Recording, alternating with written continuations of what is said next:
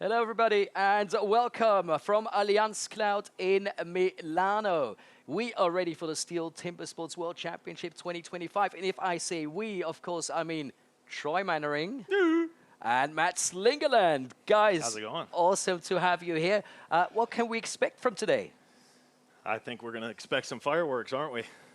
Definitely. Yeah, most definitely. I mean, we got a bunch of teams that are really looking good. We saw some upsets earlier on. It's going to be a fun competition today, and especially considering now that we're getting into the elimination aspect of the competition, it's going to make it even more exciting for the audience and for us as well. So you're going to see some fireworks in here too, I think. Matt, last year you went home with the silver medal for the US. This year the big favorites again are Australia. What will it take to beat Australia today? Yeah, it's going to take a perfect run. That's just it. They almost broke the record in the time trial, so that says it all. So, yeah, every person's going to have to do their job to the best of their ability. Talking about everybody having to do their job, Troy, what is your job today?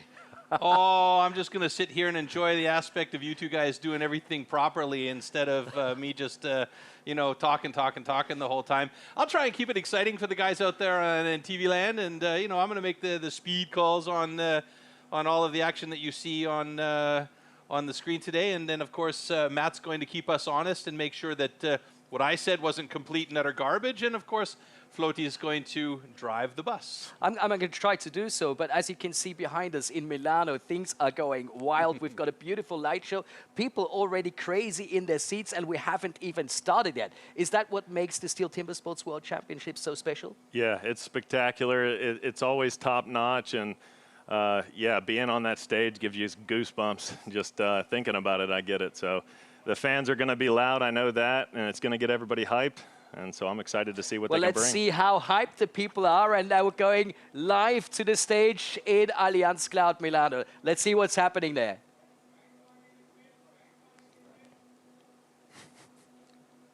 A lot, I can promise.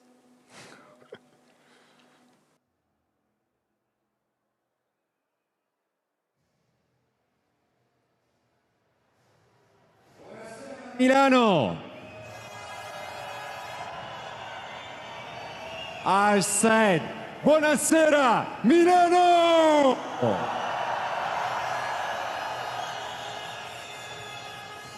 Hello to everyone, my name is Zora and I will be your host in the arena for the Stihl Timbersports World Championship 2025 in the Allianz Cloud Arena in Milano. Today is the day one, the theme competition. The competition is about to start in a few minutes, but now I would like to introduce some very important person. Adesso vi presento e vi introduco un paio di personaggi importanti con un grande applauso, iniziando dai direttori sport globali. So, ladies and gentlemen, please welcome the Global Sport Director from Great Britain, Spike Milton.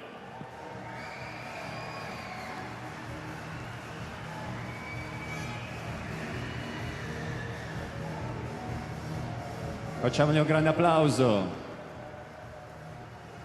The Global Sport Director from the USLP, Nathan Waterfield.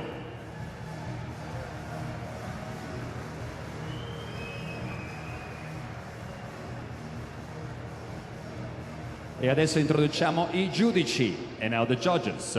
Judging from Great Britain, Andy Hall.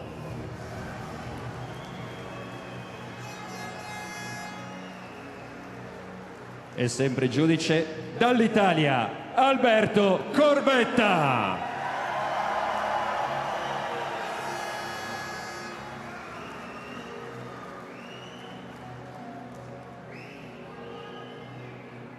And now if you watch on the video on the gondola, you can see the video judges. So please put your hands together for Mr. Radu Casacco from Romania and Shul Jensen from the Netherlands.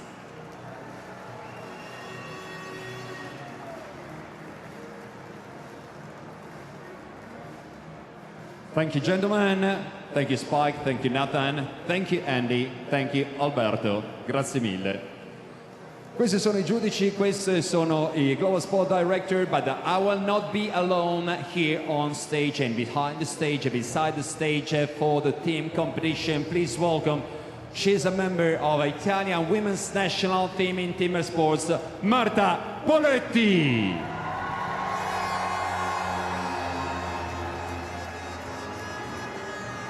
Hello, Marta. Hello. Okay, just tell me one thing. How is the sensation, the emotion to be here with this wonderful crowd? It feels amazing. The Italian crowd is always so warm and can't wait to see what's going to happen tonight. Facciamo un altro grande applauso a Marta. Okay, Marta, okay, ladies and gentlemen, and now is the moment to go into the competition to introduce you to 18 teams, starting the first team in alphabetical order. Please put your hands together for our members, Team Austria. L'Austria.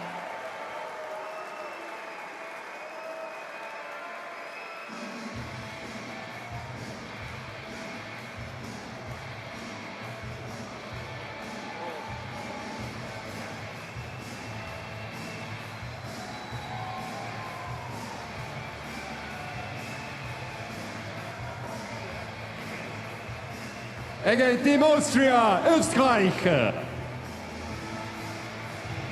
And the next team is going to be Team Belgium.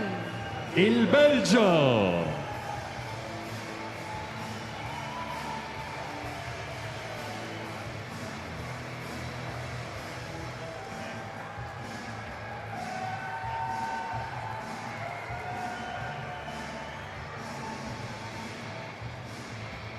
One more time for Belgium, la Belgique.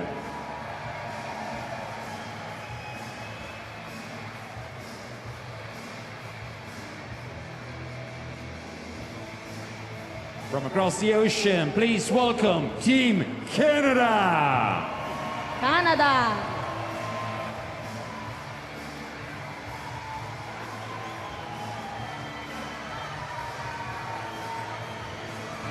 Ancora una volta il Canada.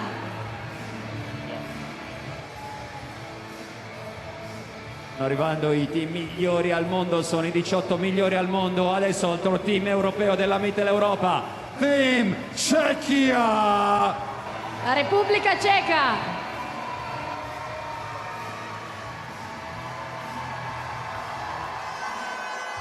The Czech Republic.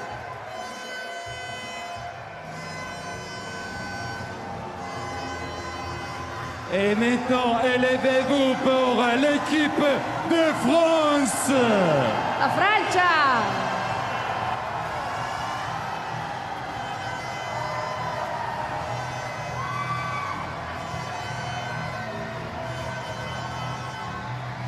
Team France.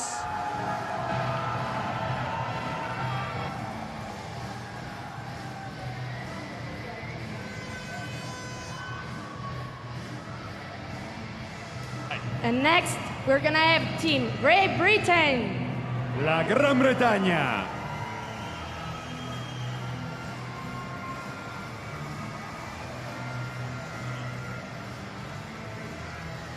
Great Britain.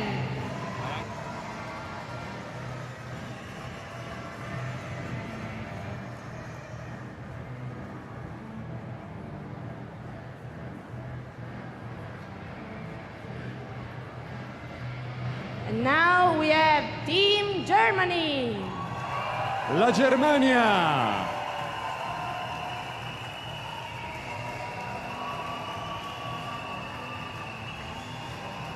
Team Deutschland.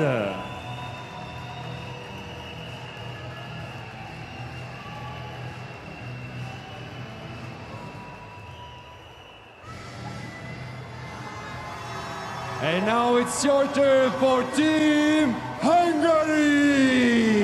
Ungheria.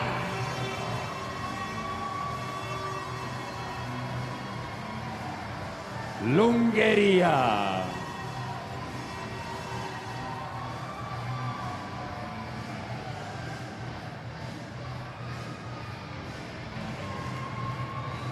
Now, Team Ireland.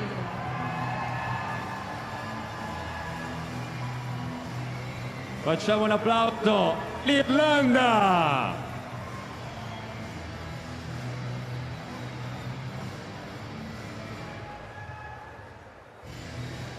And now, please welcome the Netherlands. I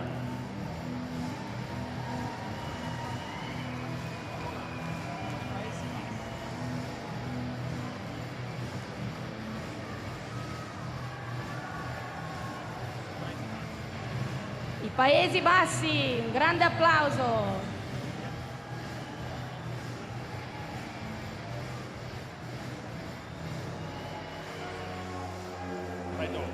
And now, let's say welcome to the New Zealand team.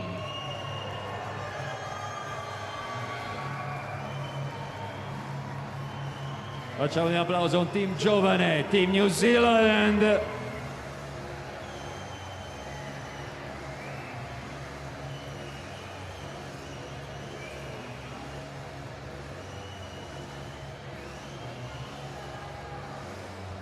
And now a historical competitor, Team Poland.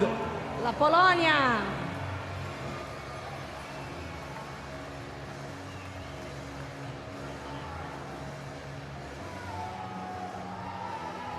Welcome Polska.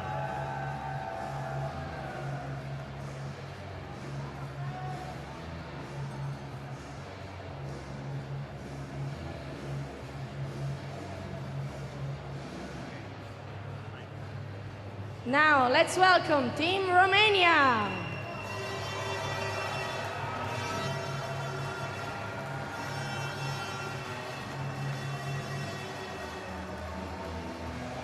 Ed entra la Romania.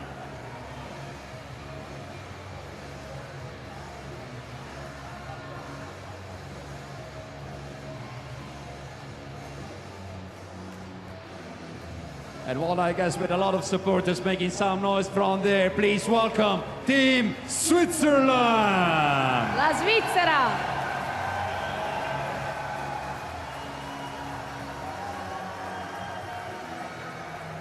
La Svizzera.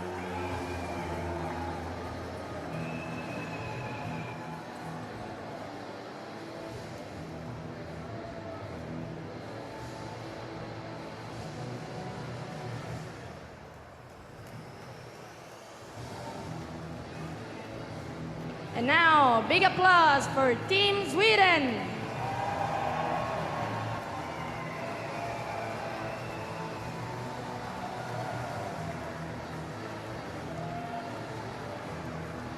Facciamo un applauso ancora per la Svezia.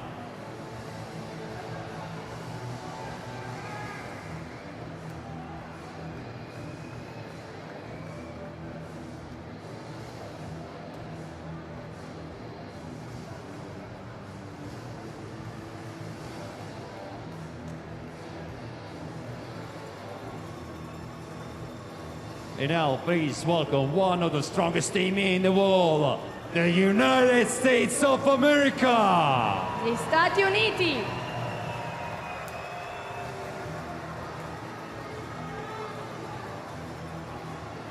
USA.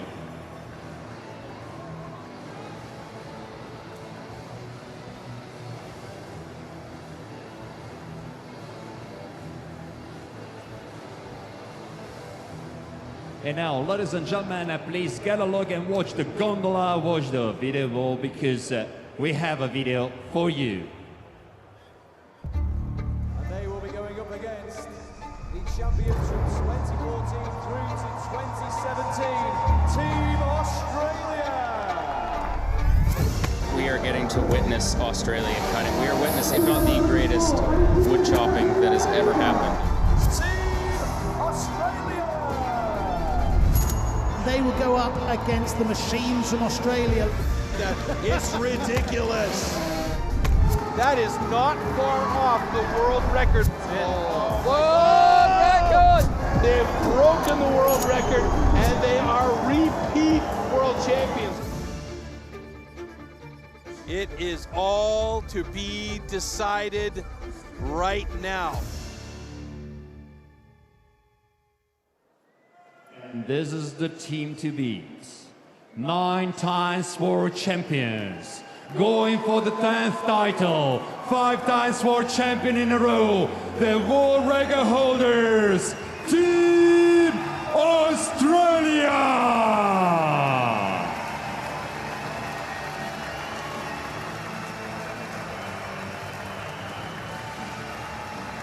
L'Australia, i più forti al mondo!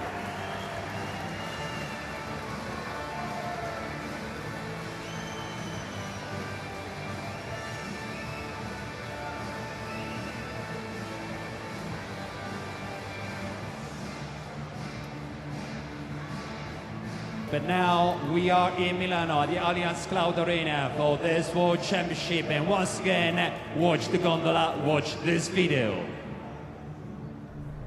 Italy is also in the house, representing their country. The national pro champion for Italy. A lot of hopes resting on his shoulders for the Italians. It sure is. Just 1 second can cost you win. We are strong, we are a great team together. But struggled in previous contests. Why there is the risk of a DQ here. It's win or go home. And these guys getting into the blocks right away. Oh, look at that, a personal best. And boy, that was quick. It was very close. You can see how tightly contested this one is between these two teams. It's going to be a close one. It looks like it might be Italy. No! I think we will see something really good for us. Vogliamo sentire tutta Milano, vogliamo sentire tutta l'Arena, e il team di casa, sono le asce di casa, i muscoli italiani. Team Italia!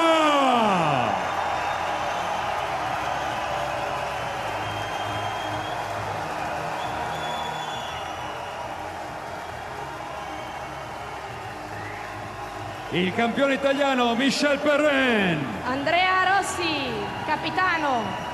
Michael Delpin. Alessandro Ciapponi, mio marito. Alberto Fumagalli. E Mattia Quaker. Il rookie. Team Italia!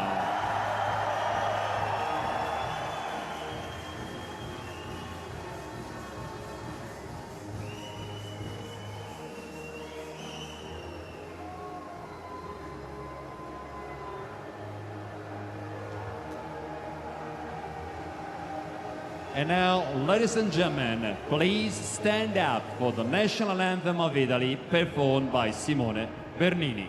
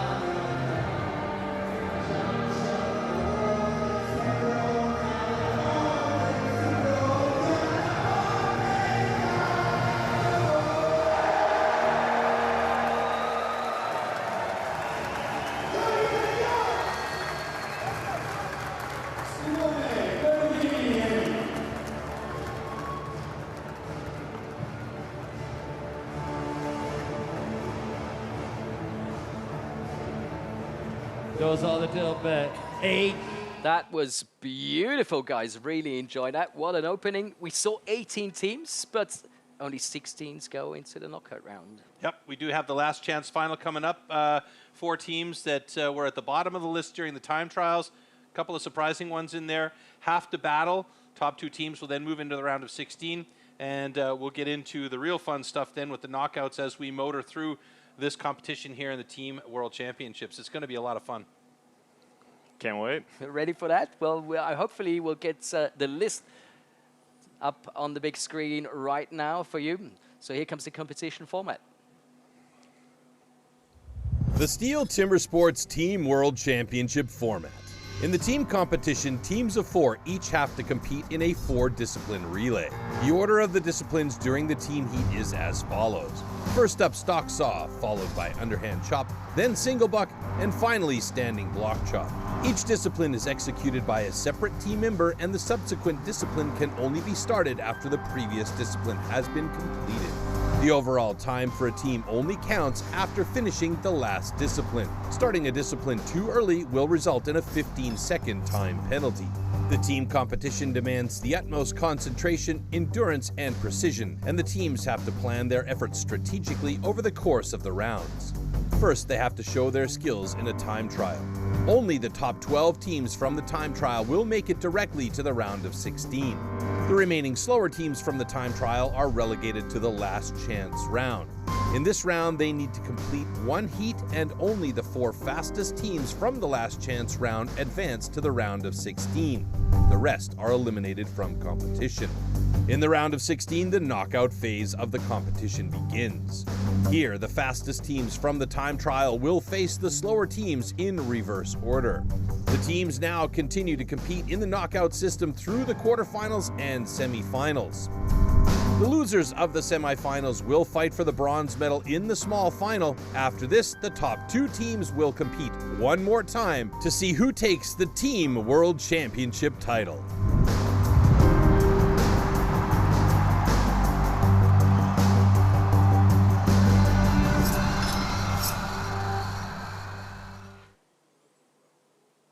So now that we know how it works, let's take a look at the results of the time trials. Australia blisteringly fast again.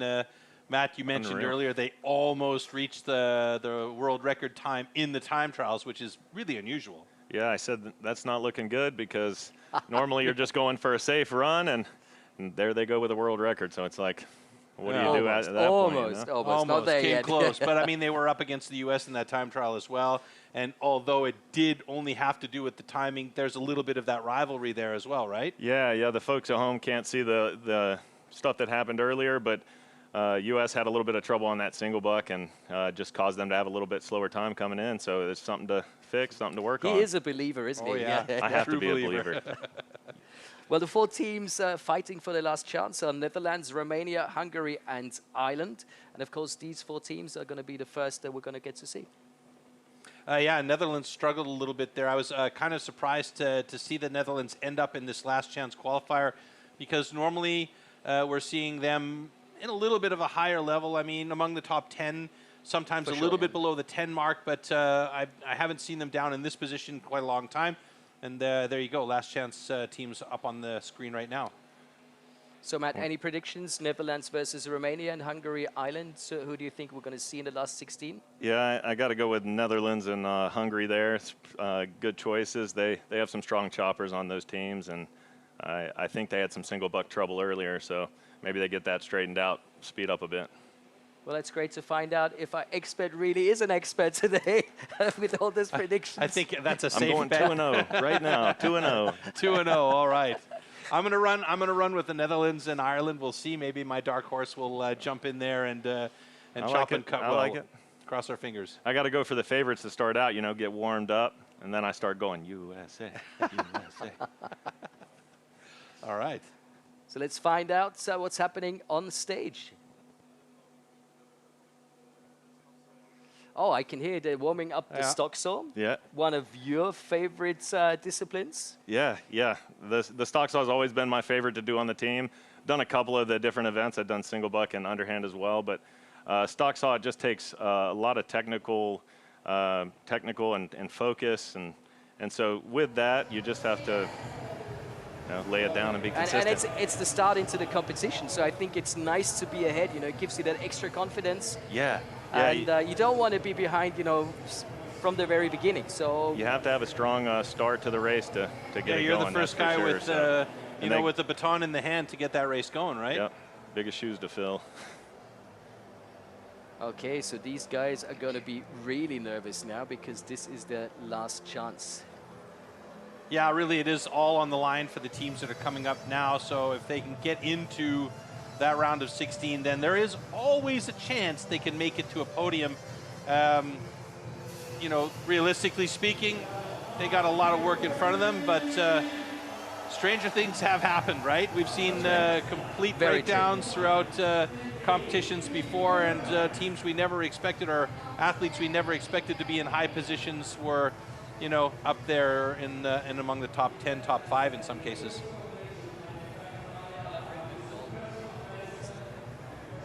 Really nice to see Redmer Knoll. Always feels like he's got no pressure at all.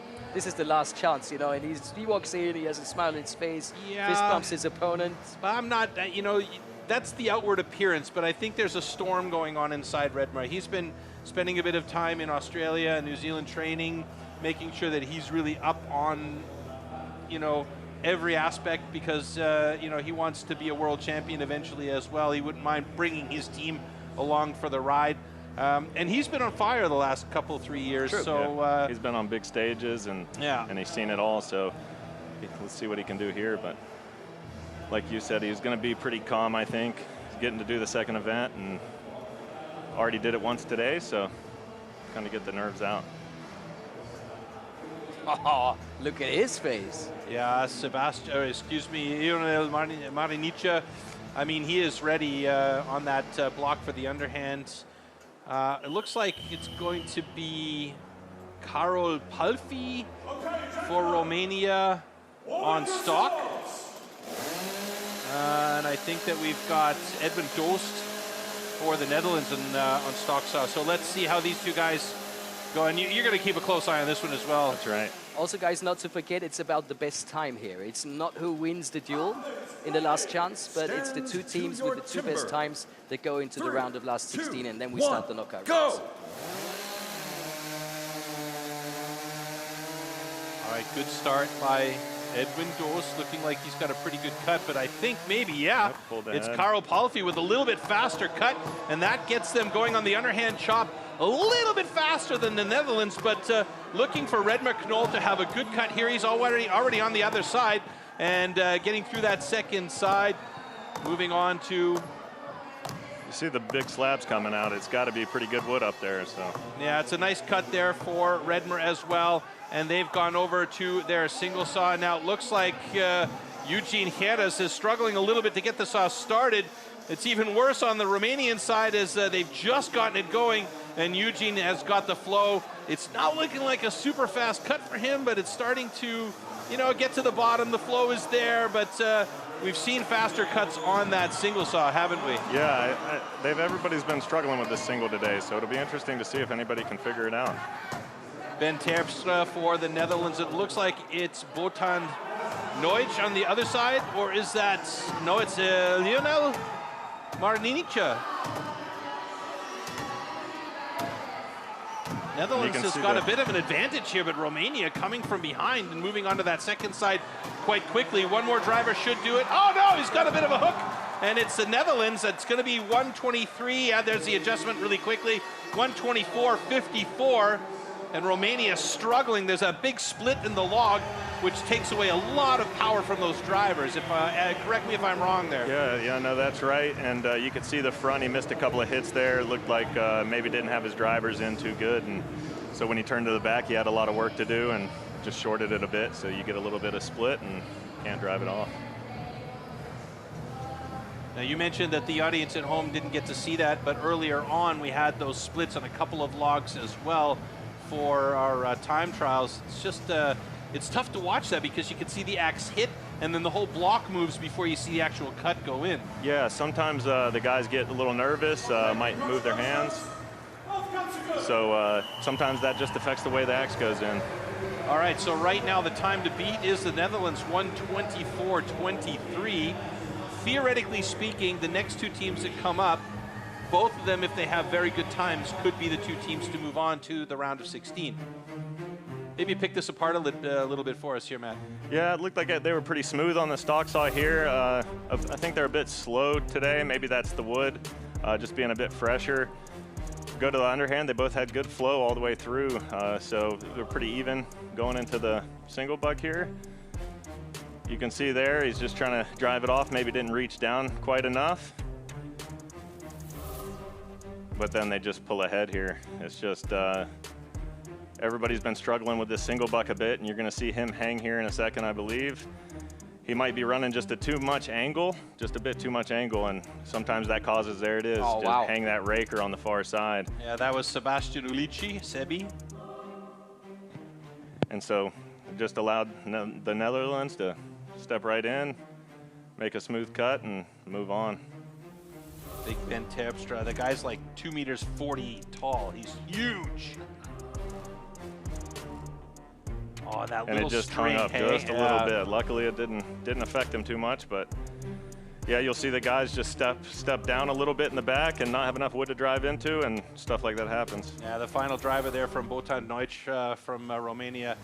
Not quite hard enough, but got it through, and so we have two times in the books. Team Netherlands with the time of 1:24.23 as a time to beat. So let's see how Hungary and Ireland do when they come out for their last chance qualifier.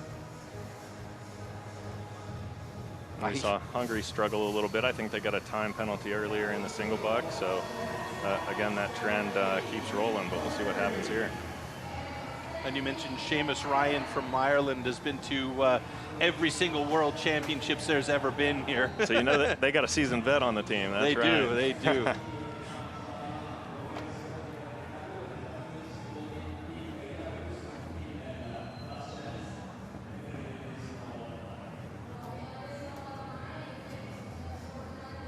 You see the young lad, Bencha Strubel, Benchy.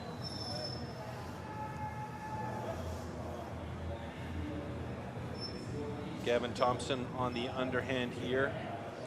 And he's been training a lot, going all over the world, and it'll be interesting to see what he can bring to this underhand. Yeah, no, see on the single buck, he's a rookie. I've seen him perform a lot of times also at the Dach Championship, so he's very focused. He's really good. He had a bit of an unlucky last stroke in the time trials, but I wouldn't underestimate this guy. So let's see what he's capable of and handling the pressure, of course, at his first World Championship. It's quite a young team too, Hungary. Let the games begin.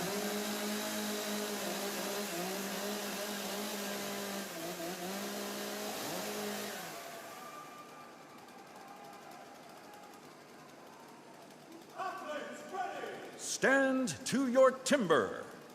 3, 2, 1, go! Oh, a bit of a misgrab there by Zoltán Bosó from the Hungarian side.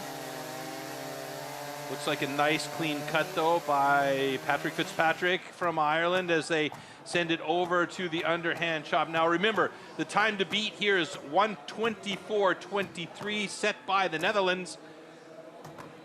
Getting a little sticky there. Got to keep the pace on if they want to match that. Gavin Thompson onto that second side, right along with Bencha Strubel. You can see where he just missed those chip hits a bit, cost him a little bit of time. And Adam Urban, Ochi. Oh, he's doing Ochi going for really it. good here. Oh man, I told Hungary. you. He's Now, a big talent. Give that kid some spike shoes and we might not see his feet slipping all over the place so much, right? Yeah, the youngest to ever compete here, I think. And he was so proud carrying that flag, so so great. There's a good chance we'll see him compete in the round of the last 16 if they keep They can hold it rolling. together, I think. Yep. Yeah, Zoltán looking good though. He's already moved on to the second side of his block, so this is a very good chance that we might have two very good times here. Flat. And we may well see, oh, it's coming Gotta close keep though. the slope, should have went one up, there it is. Get it off. Oh, and he didn't make it. Okay, they're definitely faster than Romania. Oh, yeah. All right, so we have the Netherlands wow. and Hungary will be moving on. The Netherlands with their time of 1:24.23. The Hungarians have a 1:28.17. That's unofficial at the moment, but it doesn't look like it's going to change too much. So that was a nice run by Hungary, and actually a pretty impressive single saw. Yeah, super impressive single saw. I haven't got to watch him cut much, but man, he had no problems at all getting through that. It just unfortunately fell apart in the standing there. You saw a lot of miss hits, and sometimes us athletes, we get hard-headed and just think we can drive off anything, and you can see there it didn't work out for him. I don't want to say I told you that she's going to be the one to take a close look at, but brilliant. It must be so cool as a rookie to get that performance in and to know you're competing in the round of last 16 at the Stihl Timbersports World Championship. Fantastic. Yeah, and to do so well. So that means Hungary is going to go up against Australia. Yep. And the Netherlands will take on your guys. Should be interesting. It'll keep them honest, that's for sure. Oh, it looked like he hit the bottom of the log there.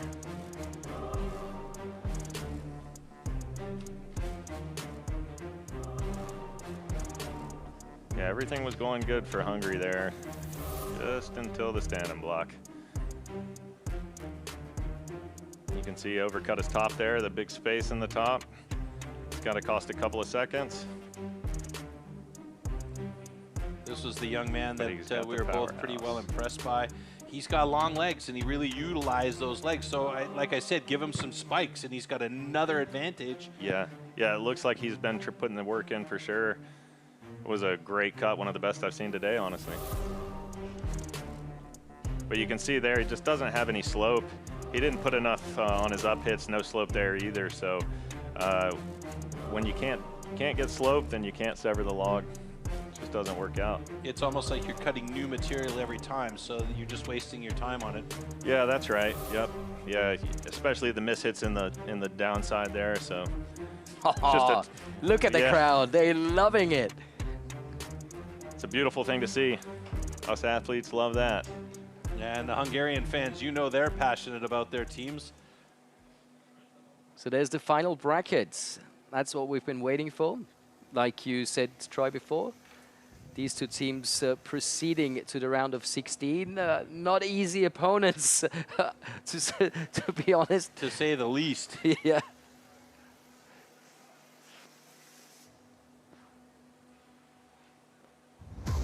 You're into tools and tech? Craving key facts, hands-on deep dives, and compelling tests? This is where your curiosity meets clarity. Stihl, focus on. Watch now on YouTube. Wow, we are ready for the knockout round. So now it's not about times, it's about winning the race. Yep. Win or go home. Win when the real action happens. Yeah, exactly right. You know, I was just going to say, this is when it gets interesting because there's a little bit of that gameplay also upstairs between the two teams as they come out. They'll get up there, and you know, you're focusing on your job, but out of the corner of your eye, you can often see what's happening on the other side of the stage, and you know, geez, I got to work a little bit harder here, and maybe you make a mistake, and you're thinking things through.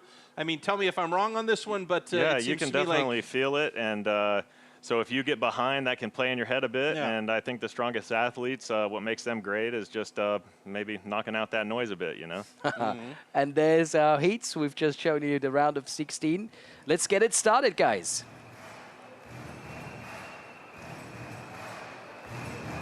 Germany versus Switzerland. Now we saw in Team Germany, Danny Martin was on the single saw earlier on, which is surprising. Normally we're seeing him on the underhand chop. So they made a little bit of changes. Seems to work out for them though. And you can see the personal bests of both these teams are pretty close, you know, under a minute. So with the adrenaline pumping, the question is between two fairly strong teams from the European side. What's your thoughts on who's going to take this one, Matt? Yeah, I think it's going to be a really close race. I think advantage stock saw goes Switzerland. I've seen him train myself personally, and so he might give them a couple of hit lead. We'll see if he can hold on to that through the race. I'm totally with you. I was in the training camp with the guys, and in every race against USA or Canada, this is where Switzerland took the lead.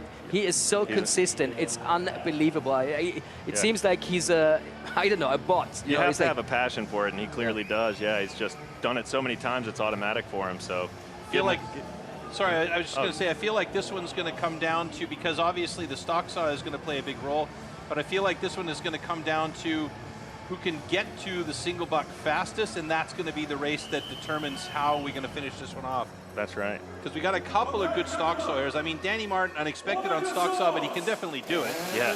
And then we've got Marcel Steinkemper going up against Christoph Geisler. I mean, we got two different generations battling on the underhand chop. And we'll see. So that should be quite interesting. And I know that Marcel Steinkemper has been working hard on that underhand to make sure he's on point. Here we go. Yeah, he's a beast. Stand to your timber.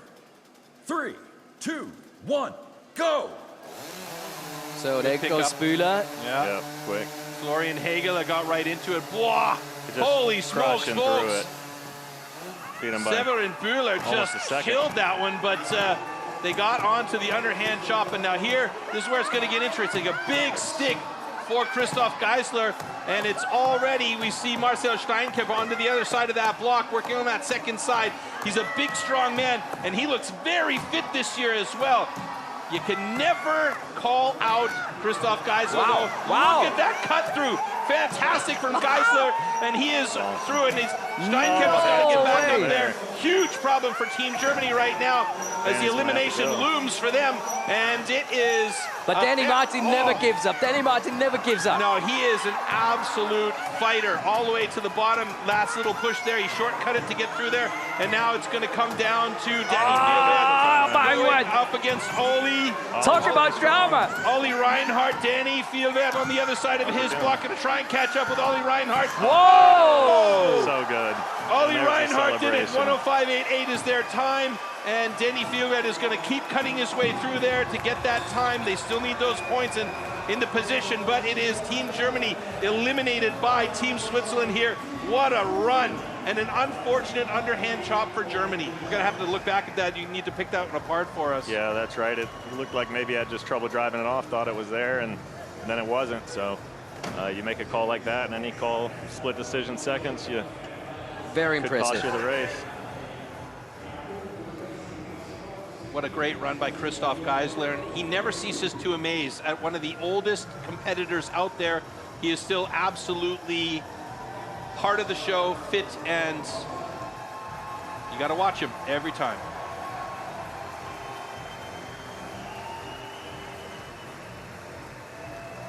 And the winner is Team Switzerland! Look at Oli Reinhardt. So happy. Yep. Yeah, fantastic run. Smooth runs, that's what it takes. Yep.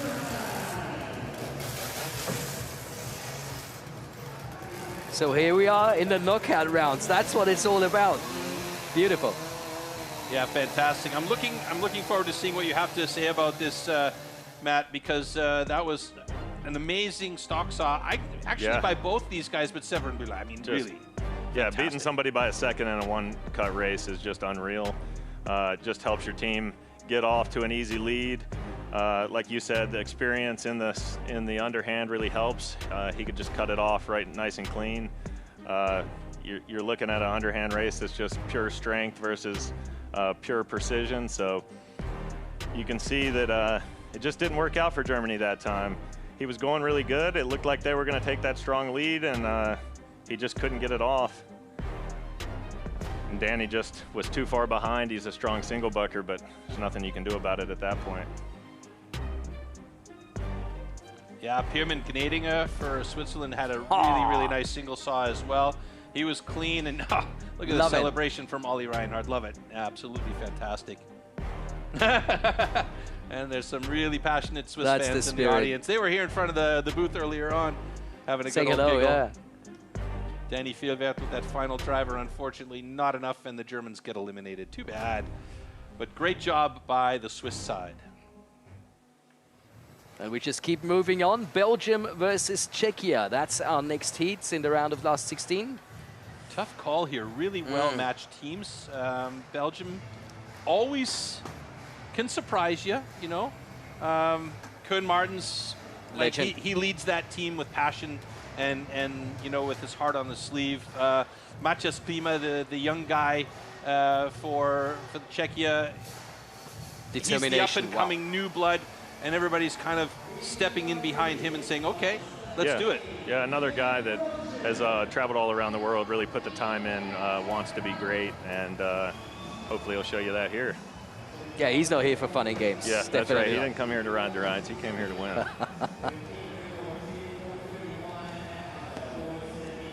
Belgium has a ton of potential coming up through their ranks as well. I mean, led by Koen Martens, he is the Belgium champion. There we see Maciej Klima. He's a big, strong kid. And they've switched him up. He was cutting underhand a couple years now, and switched him to the anchor. See how that plays out for him. I mean, he's one of those guys I think you can put in pretty much any position there, and he's going to do well. We saw him do a great job at the European Championships, the European Trophy. Yes. And you know, he was going from one discipline to the other, and absolutely killing it. There we see on the left-hand side Camille van Reemdonk. Oh, that's what a beast. The young guy there. I mean, you know, he is the new generation, the new talent that's coming up. Absolutely a multi-talent, but you put that guy in this situation, he's like, come on, let's go. Yeah, those are the guys you need on your team, you know, really get you fired up. Okay, gentlemen, warm up your swords.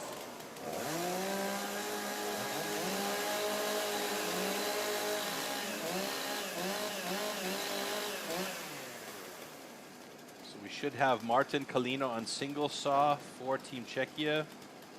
Athletes ready. Stand to your timber. 3, 2, 1, go! Belgium renowned for their stock saw as well. They've had some really good stock sawyers in the past, and oh, not this time though. It was a bit slower for Belgium as Czechia got to the underhand chop quite quickly. It looks like Zdeněk Maras is on the underhand and onto that other side, moving quickly through that block as look at Camille. Koen Martens getting some support from Camille as he sends the sign over. But right now, Czechia looking really good, but Belgium doing a great job to catch up. Oh, a huge sticky saw there for Belgium. Martin Kalina just hammering away at that saw. Oh, he pulled it through. And now, we'll see what Matthias can do with it. Goes over to Maciej. Looks like a good 8-hit front, nice and safe. Oh, but Camille, he's just going for it. Yeah, Camille's risking everything. He hates that block. He hates it. He hates it. He hates it. Maciej. Oh, a little stick at the end for Matthias. Oh, 104.27 for Maciej. That's a great time as well. And Camille van Reemdonk a 110.27 to finish it off. So a real nice effort. A little bit slower on the stock as expected, because normally Belgium's really, really solid in the stock saw cut, but this time they just didn't have it there. Yeah, and you start out with a no lead, you're in trouble, I tell you that. That's especially exactly against a team what like Czech Republic. So best time we've seen so far in the round of 16. Well done, guys. the young man there just couldn't reel him in. Oh, under review. Interesting. So what are we talking about? A cut line or a jump start for a transition? Yep, those are really the only two ways you can. Yeah.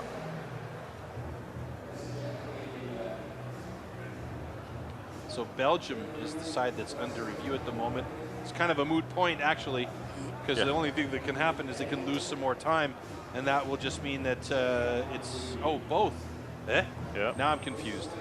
So now it looks like we're going to have to go back to our competition control center, and Shul Janssen and Radu Kasaku, our judges, will confer with them over the mics to see what's happening, and then we'll get the update here as soon as they do. The drama begins. So let's see if we can sneak a peek here at the screens and what they're looking at. See a lot of flashing lights. I think it looks like cut line, maybe. Yeah, they're looking over the maybe logs an early there. start, to be honest. I thought Camille, but he didn't touch the wood. He wanted to start early. He stopped and then he restarted. So I really have no idea. No clue from my side. Luckily, you two are the experts. Show me a replay. Show me a replay. I'm a chanter, if you haven't noticed. We like it. But I love the technology in Stihl Timbersports nowadays. Look at that. There's no possibility that these cameras are not going to, you know, find whatever's been happening. It's really such a great thing that came to Timbersports is having all this video timing. There's just nobody fighting over anything, no questions. It looks like it's a transition penalty. And they're looking at the line there, from too. From stock saw to standing. Yep, and that line. Or underhand, excuse me. It's pretty close to that line there on that stock saw. Maybe on the far side there he's looking at. Camille in the picture as well, so yeah, your guess is as good as mine. We can't go from stock saw to standing. That would be a massive jump, right? Absolutely. So well, there's two know. things that are under review. It's not just one. Or maybe it is a cut line. Yeah, it's looking close on that far side there. Both sides, really. It's interesting that the top has line and the sides don't. But it looks like it's from single to standing. Oh, yeah. Okay, so decision coming. Here we go, folks. Looks like could get interesting. Yeah, I suppose he was trying to make up time. Got to do it somehow.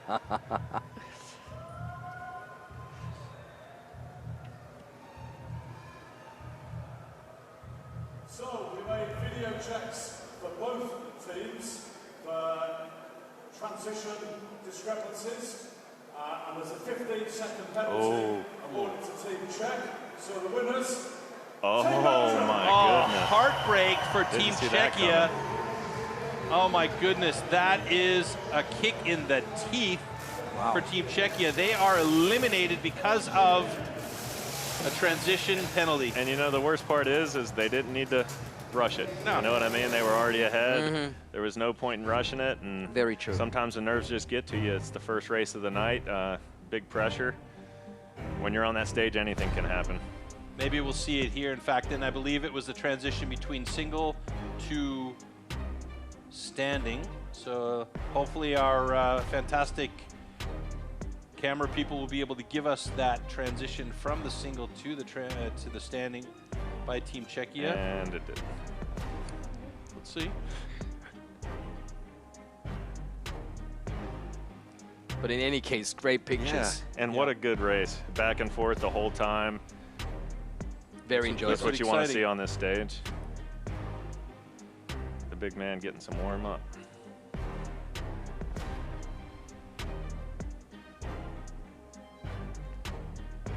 Yep, you see him rushing a bit. Not coming with as much angle as he'd want. So he's going to have to pick that up on the next race. You can see a little sloppy chopping, so. All right. Always want to watch it. He's really trying to get through that top just with pure power, hey? Yeah, at that point he was just rushing so much that you just start turning your hands funny ways. It's coming up. Oh yeah, you can see it right there. Oh, so even worse that it was Mattias that did it, because they were so far ahead at that point because of the hangs in the single that it really didn't matter. Oh, what a heartbreak for Team Czechia. But nothing to argue about. That was a clear. It was a clear. Yep. A clear DQ. penalty. So yeah, that's unfortunate. But you know what's going to happen there? They're going to learn from it. They'll watch the video replays on that, and they'll make sure they're really on point for the next time that we see them on stage. Let's talk about Great Britain. In the time trials, absolutely amazing. Personal best saying under a minute. Yeah, 57 seconds, I believe, or 59, 58, yeah. That's a new personal best for them. They actually improved by like 4 seconds and change from their previous. Yeah, super smooth run by them earlier. And then they get Canada. Yeah, how Because unlucky. Canada, they get a DQ earlier in the time trials, and they're put ranked 12th. So they got a hard fight all night. So we'll see what Canada can bring to that. I know they're working through some things, and we'll just see how they go here. I talked with Team Great Britain earlier on, and I was like, so, you're up against my home country, huh? Good luck. And they said, yeah, you know, it was a good run, and I was really happy for them, honestly, because, and nothing against the Canadian guys, I would love to see Great Britain win because I am definitely in that underdog phase of my life right now. You know, and underdog phase of your life. Yeah, right. Okay. All around. I'm looking for the small guy to take that step and really be able to take on the big dogs. And come on, let's be honest, Canada is one of those big dogs. Oh, for sure, you know, they're struggling a little bit. They've had a few problems. They got injuries they're dealing with. That's right. Great Britain had a real smooth time trial run, so I would love to see it. I'll be happy if either one of these guys, these teams go forward. Yeah, and I think it'll be a closer race than one might think. Like you said, with Great Britain really stepping it up this year, so let's see what happens. Stand to your timber. 3, 2, 1, go! So good pickup by both sides. It is, in fact, Graham Turner on stock saw. I thought that he was going to be our standing cutter, but looks great as they get through there. Oh, look at Nathan go. Nate Cumberland, just absolute monster. Oh my goodness, Nate. He's going up against Glenn Pendleton, the British champion. And they're through, and that's going to send it over to Jeff Larkin on the single, but right there with him is Tom Redmond. Jeff Larkin's got a nice pace going through on that single saw. Tom Redmond trying to catch up with him. Oh, and oh my goodness, now it's going to come down to that could be a penalty again. Oh no. They're going to have to really go for it and hope they can make up the time. I don't know what they're talking about. Great Britain with a new world record on their graphics. That's absolutely not true. They're just trying to pump the crowd up. Oh, look at Sterling look go. at that log. And this guy is injured. This guy is seriously injured. Yeah. So there you go. That is all she wrote for Team Great Britain. So, as Rob Chatley tries to this get is going to be so close because they're going to get a penalty. They're going to get a time penalty, guys. Canada's going to get a time penalty. I missed something here. Kind of back up on me for a second. That was not a clean cookie on the single buck. At the end of the single buck, he had a little piece. You can see it there on the screen. They broke it off. Yeah, okay. And if he didn't cut his whole wood, that's 15 That'll seconds. be a 15-second penalty. So Great Britain has 1:04.49. Do your maths. Do your maths, Trey. Come on. 57.51. So that means Great Britain theoretically could go through. How good. How good. Oh, wow. Interesting. Yeah, it's just too much wood there. You can see. Yeah, for sure. I believe he did it the same thing in the time trial. It didn't happen quite as bad as it did there, but maybe he's just anticipating that. I set the saw. They set the saw far out to the outside for a thin piece of cookie, but you know, less drag on the saw. Correct, but it has the risk of breaking off if the saw bows even a little bit. Yeah, you're playing with fire there a bit. He went a bit too thin, and this will be an interesting situation now. What a tough go. Actually, I'm very sure that's a 15 seconds time penalty, and Great Britain are going to go through to the next round. There. So, looks that like is heartbreaking for Canada. Absolutely. Good thing I wasn't. There we have it. Good thing I wasn't guessing winners, or I'd be looking bad. And you saw Tom Redmond was looking, arms crossed, looking back and forth at the two guys, going, we're going through. Unbelievable stroke of bad luck for the Canadians. But you know what? Like I said, it's time for a changing of the guard. I'm upset that, you know, the Canadians had to go down that way, but I'm happy for Great Britain that they're moving through. Yeah, real big shocker there. Wow. Got clean starts by both of them. Going into the underhand, though, it's hard to beat somebody like Nathan Cumberland. He's got pace, power, accuracy. He's got the whole deal, so gets through this no problem. And just when you think you have it in the bag and you're on that team, something will bite you. Glenn Pendleton, such a strong competitor out of Great Britain, though, and you know he tried to keep up with Nate Cumberland. There is where we see, actually it's not as thin a cookie as I thought it was. It just had...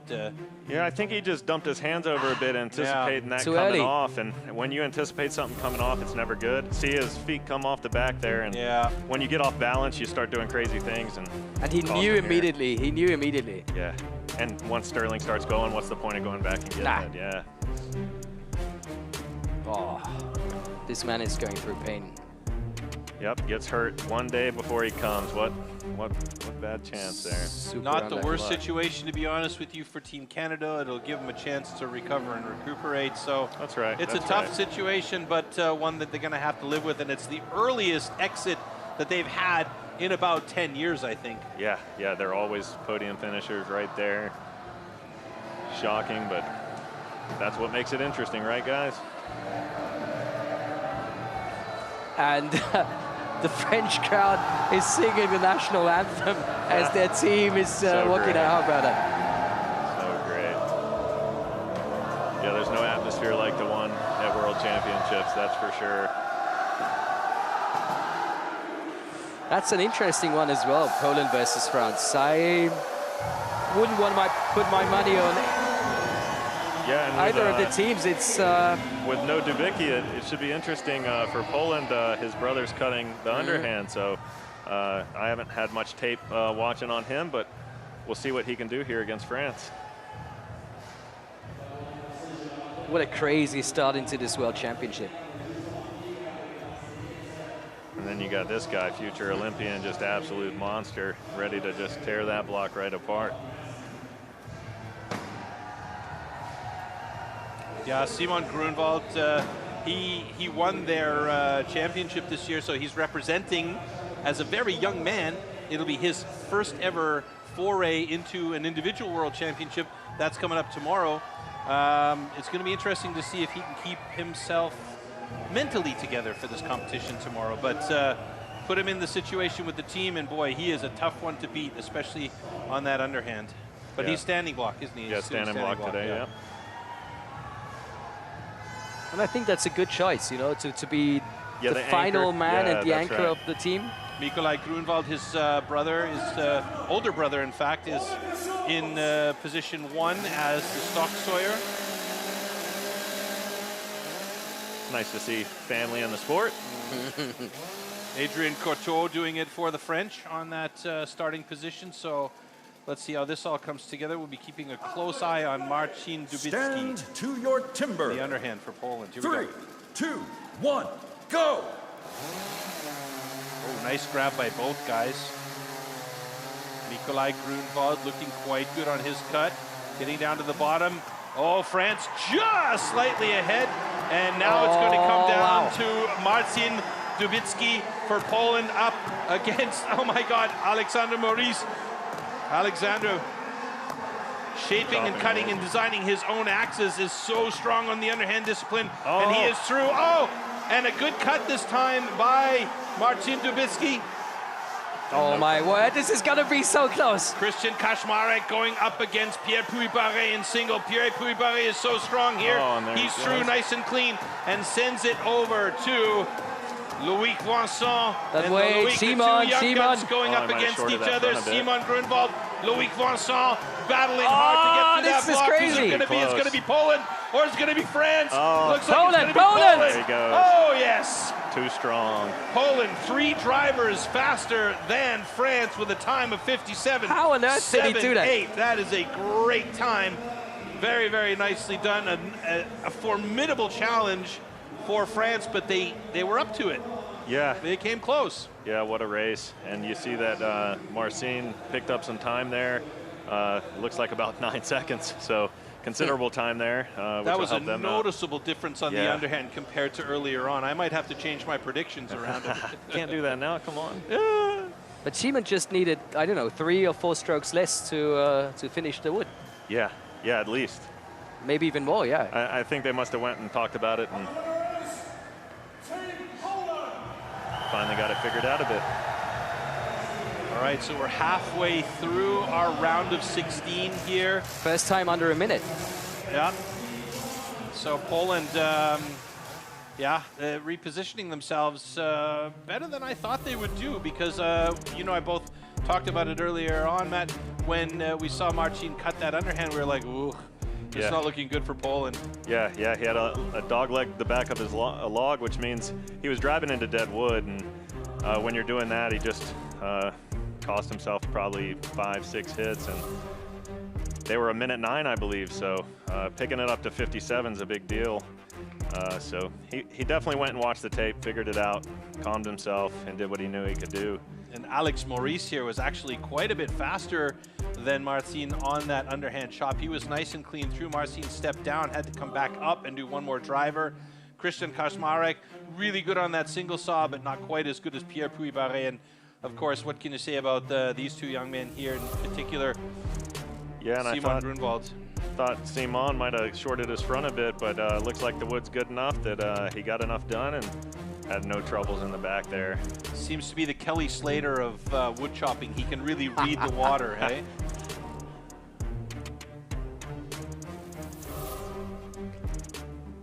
Ecstasy in the crowd. Yeah. Pure Doesn't joy. matter who wins. Yeah. Okay. Are we ready for Australia? Yeah, this should be an interesting challenge for Team Hungary. Getting in there through that last chance qualifier and having to go up against the now 9-time champion. I mean, hello? Yep. Yeah, and I did talk to Australia there after the time trial, and they're going to switch it up a bit here. You know, get some warm-up maybe for Braden for tomorrow. He's going to get a single buck race in here, so that's something to watch to see how they can hold it together, even though they're switching it up. But I'm sure they'll have no problems. So Braden's going to take on the single saw. That means that Cody Steers is going to be on underhand chop. That will leave Mitch Argent on the standing at the end. And it looks like we might have Lawrence doing stock saw. Yep. Yeah, you don't want to switch up the first and the last event really, so you'll see those guys out there all day. You want to get them in a rhythm, but doesn't matter as much for these guys, at least how seasoned they are, to just give another event a go. There you see Bence Strubel. He's the Hungarian champion. But how cool must it be for Ötzi to go against Braden, you know? Yeah. Love it. So great. Somebody get that kid from some spike shoes between then and now? Oh, yeah. Did switch to the spikes.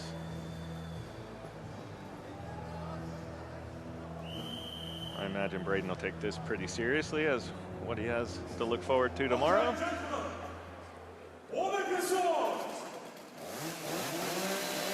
It's going to be interesting competition for the individuals tomorrow because Braden is a former world champion in the individual competition, and he knows exactly what it needs to be done. And the first time he won it, he had a pretty dismal hot saw. So maybe stand to your timber tomorrow.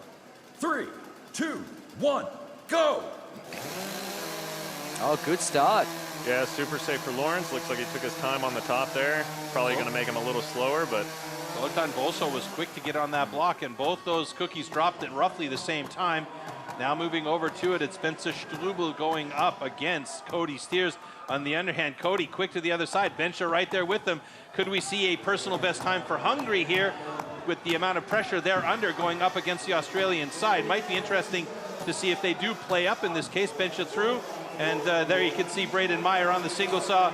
He's got it going. Nice flow. That young kid from Hungary, Adam Urban Oshi, looking really good. As oh, we got a bit of a sticky one there, and Team Australia already on the second side of their standing block here. They're not going to have a personal best, but that's going to be a great time of 52.67. And I kind of feel like Hungary might manage to get themselves a personal best out of this. Let's see.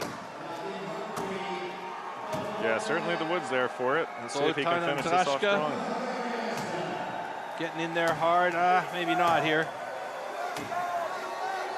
He's just cutting to his ability here, taking his time, making sure the hits are right.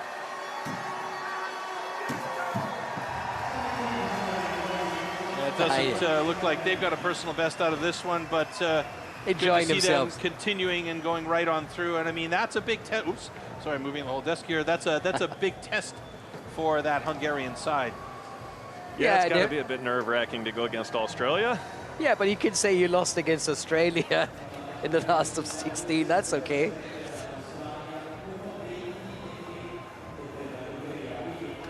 And Braden Meyer looks like he's on a mission. Yeah, that man gets focused and almost nothing can stop him. It's a pretty cool thing to watch. Yeah, Mack truck with a blade. Best idea ever. And the winner is Team Australia.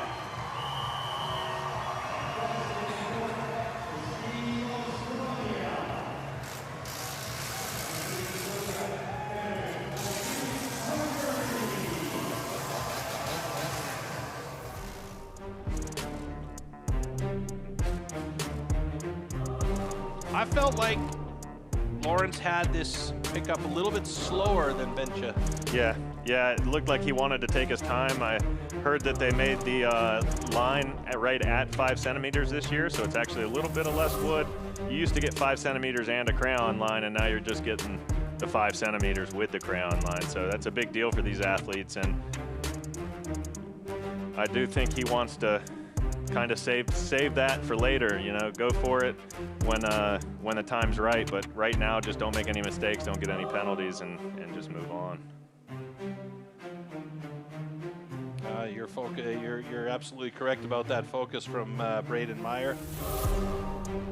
Yeah, he gets to these big events and just turns something on, and there's almost nothing that can stop him at that point, so we'll see if he can carry that through and what he can do with it. There's really no arguing the transitions with Team Australia. They're so practiced, they don't even need to really rush through the transitions. We saw there that Mitch took his time on that backswing after that cookie dropped, so it was a really nice run. I'm not their fastest time, but good. Stand to your timber. 3, 2, 1, go!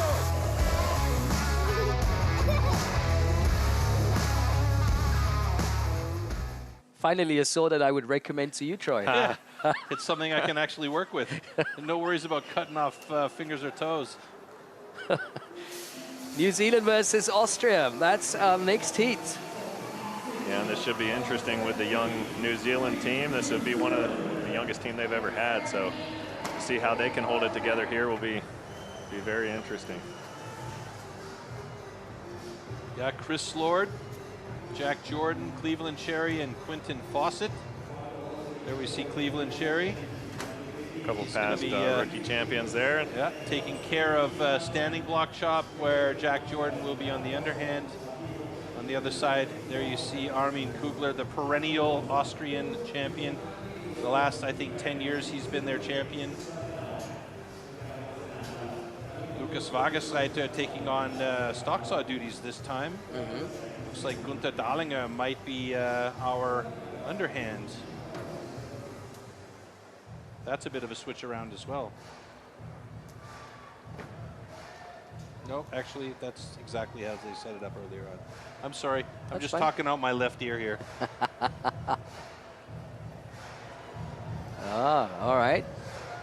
I wonder what team she supports. Right. Okay, gentlemen. One of your swords.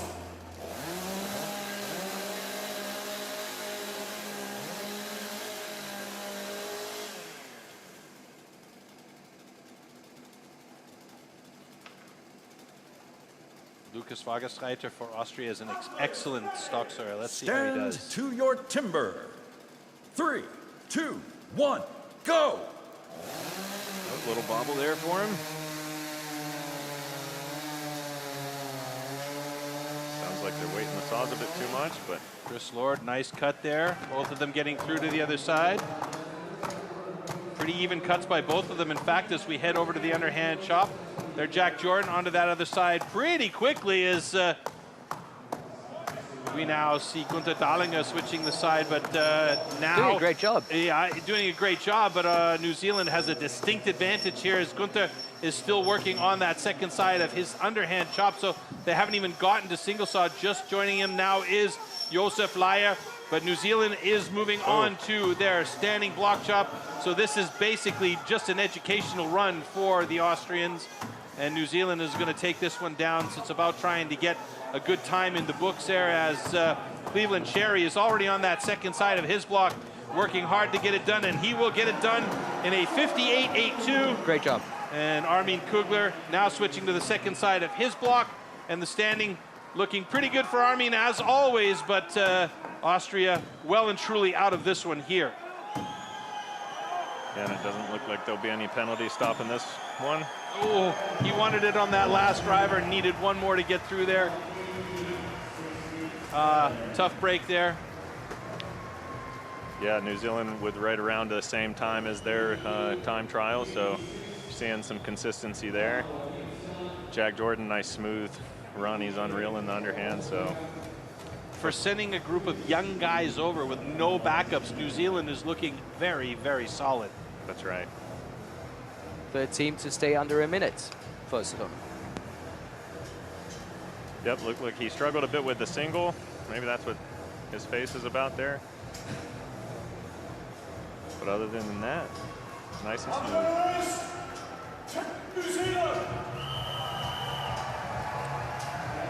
So it's official. Austria with a time of 1:18.36. New Zealand taking it down at 58.86. And as you said, Floaty, one of 3 teams to be under a minute. Poland and Australia, the other 2 teams.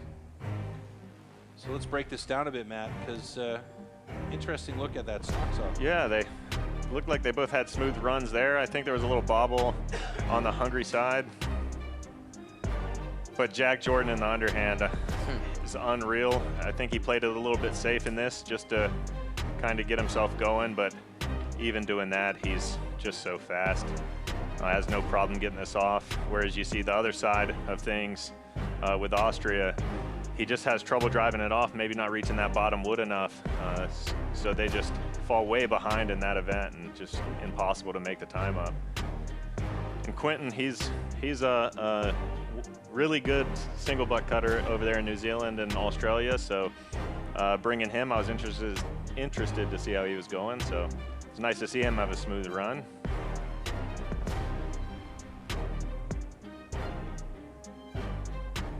Just wasn't enough. You can see those last 2 drivers, he kind of yanked it through to maybe try and get that block off sooner, then had to go back and do it again. And there's a Cleveland Cherry fan in the audience right there. And that's what you're looking for in these early rounds. Just maybe for them, try to get under a minute, try to be smooth, and move on. And now the home nation to compete against Sweden. That's a nice one. Yeah, we'll see if this home crowd can bring them back. They're a young team as well, just getting better every year. And there you go. Hear the roar. Team Sweden's been an interesting conundrum in the last few years because they have some fantastic individual talents, but they just seem to struggle getting to that top 5 positions, you know? Yeah, get to that next level, and I think they're a team that's been together for a long time, and that's something that will help them here, at least in the early rounds. Yeah, and we talked about family business. Emil Hansen, a perfect example. Yeah, that's right. I mean, his dad, Hans-Ove Hansen, is an absolute legend in the sport. They organize their own events in Sweden as well, so yeah, HOH events up there, and you're seeing he knows what these races are all about. Yeah. And you can see it carry over. Pontus Schia will start us off, I believe, on Stocksaw. Yeah, there he is. Saw the boys, they wanted to go and do a tour around Milano the other day in the pouring rain. I felt bad for them because that was the only opportunity, because today and tomorrow is just going to be busy, you know? Yeah, that's right. All right, here we go.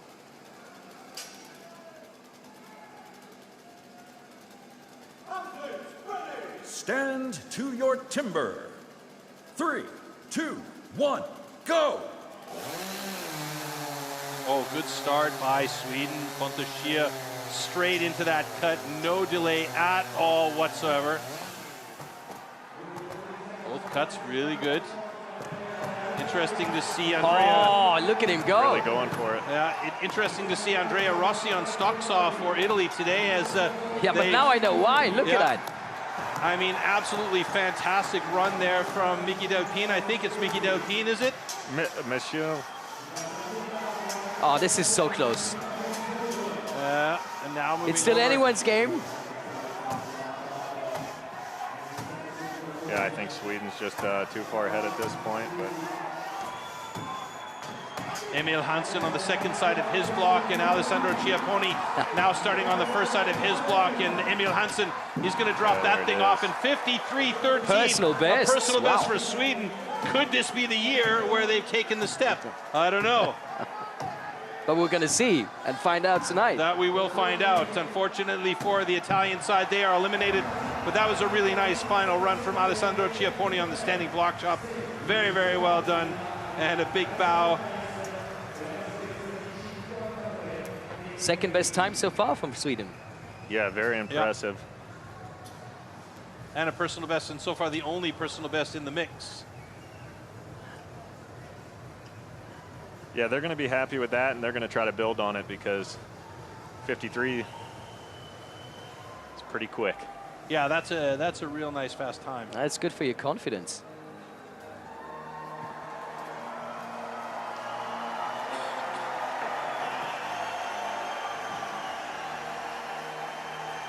There it is, the big goodbye.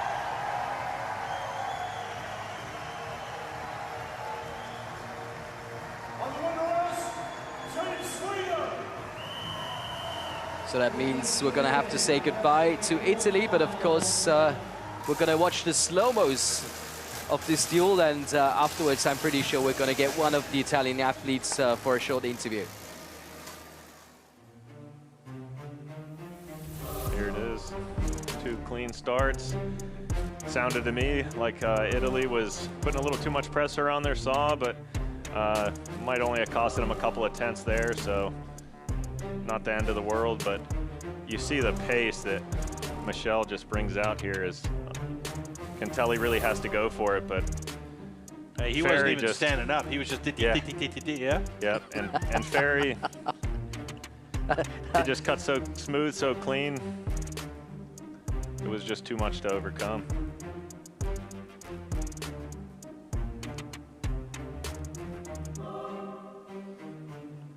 Yeah, Ferry's quite the technician at targeting. You know, he's got the pace plus he's got the targeting. So yeah, if you don't have the weight, you got to have the accuracy.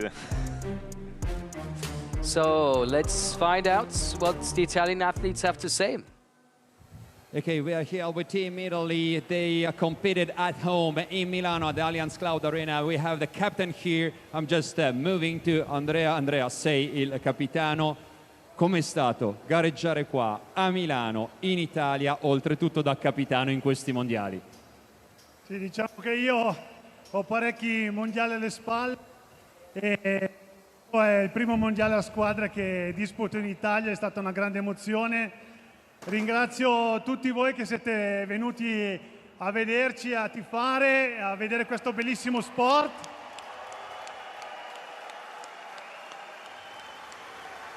Siete stati sicuramente la marcia in più che comunque ci ha fatto fare il nostro record personale e niente, spero che potrete rivedere presto Stihl Timbersport.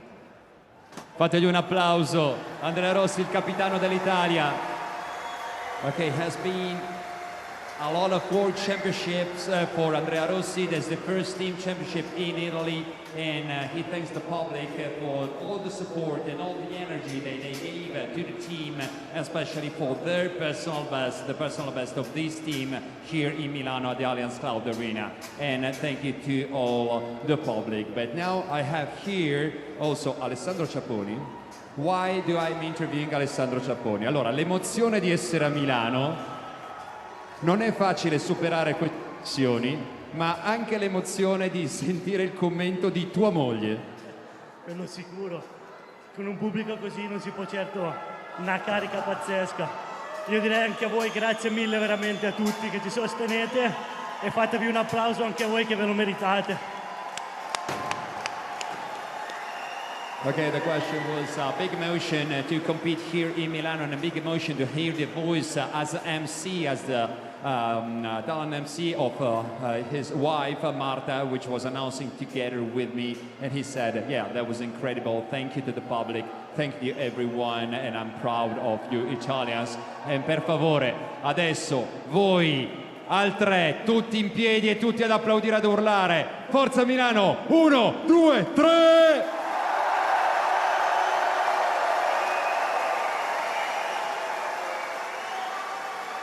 E grazie al Team Italia, Michel lo vedremo ancora domani, ma è stato con noi oggi. E adesso diamo un occhio sulla gondola, sul video wall, sugli schermi. Beautiful scenes, that's what we like to see. And what you guys just told me, it's not just his wife's birthday, but they're getting married on Monday. Did I get right? So his birthday is today. Yep. Yeah. Marta's birthday is on Sunday. Monday, and they're getting married, on Sunday. What a weekend, huh? What a weekend. I think they had a little plan in mind for You the think? after party, maybe. What are the chances? And that's my kind of after party. Wow. That's right. So big happy birthday to Alessandro Chiapponi. We gotta wait to wish Marta happy birthday because that would be bad luck. But I think she knows the sentiment as well. And here we go. Last round of 16. United States of America versus the Netherlands. And again, it's going to be an interesting race. The people might not have saw it earlier, but Mark had trouble there in the single buck and had about 2 or 3 hangs, probably cost 4 or 5 seconds in total. So probably because he lost too much weight. Yeah, that's right. Looking lean and mean. Yeah, he's looking great.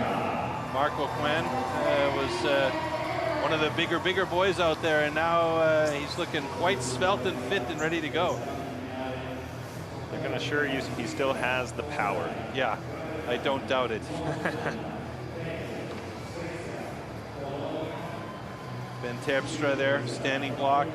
Just saw Red McNoll on the underhand earlier. Eugene Gerrits setting up on that single saw for the Netherlands, and we'll probably see Martijn Harms on stock saw to start things off. Yep, and they have their hands full here. We'll see if they can rise to the occasion. There's our reigning world champion, and he also just broke the hot saw world record at the U.S. Champions, didn't he? Yeah, he did. Semifinals day, he cut a 4.2, I believe. Unreal. Yeah. Okay, gentlemen, hold up your swords. So we'll see if it translates here in the stock saw. Hey, if you got the hot hand, why not? Yeah, that's right.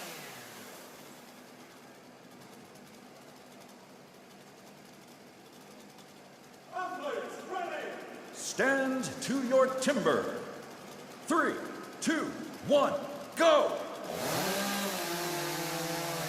Yeah, looks like a nice safe start. Yeah, Edwin Doos, by the way, doing the stock saw for the Netherlands. I have to correct that. Is a nice clean cut. Both of them get going. So now it's up to Matt Kogar to try and get through this block for the U.S. And onto the other side quickly is Red McNoll, keeping right up with Matt Kogar, but he is through and sends it over to big Mark O'Quinn, or well, not so big Mark O'Quinn. Yeah, he looks great, like actually. He's having a great time. Really good. They said he was looking strong in training camp, and that's showing there. Eugene Gerrits now getting through on his single saw, but they've already sent it over to big Jason Lenz. And Jason saunters around to the other side of that standing block and starts to get going on the second side. It doesn't look like they pushed themselves too hard in this one, as they dropped the block in 55-47. But looking strong indeed. Netherlands might well have a decent time here as Ben Terpstra starts getting going on his second side of that standing block chop. Yeah, I think after mishaps in the morning, you kind of just got to go out there and chop your race and take your time and just do what you have to do. And well, he can see it. He can see it. And there it is, 122.30. So no PB for the Netherlands on that one, but they are through. Unfortunately, eliminated from competition here in this round of 16, so we will not see them anymore. And there is a very close check on the a quick check. Block. So yeah, it didn't seem like that they needed a long time. Yeah, so overall smooth run there by them. They should be pretty happy with that. Even if there was a 15-second penalty by the U.S., they still had enough leeway to be able to make it through on this one.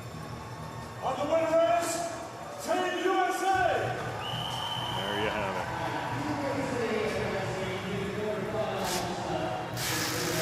Can I see a smile on your face, Matt? Is that? Yeah, just making sure. Just making sure. They got me a bit nervous there, you know. So it took us through. Getting close to that line at the bottom, you just got to watch it in these one-cut races. And you know, he took his time on his start. That's smart innate there, veteran move, and he just kind of took his time through this whole thing. You look, and they had a lead starting the Netherlands. They probably had about a it looks like 1 hit lead on Matt, but Matt's just automatic there. So you're going to see a quick 8-hit front.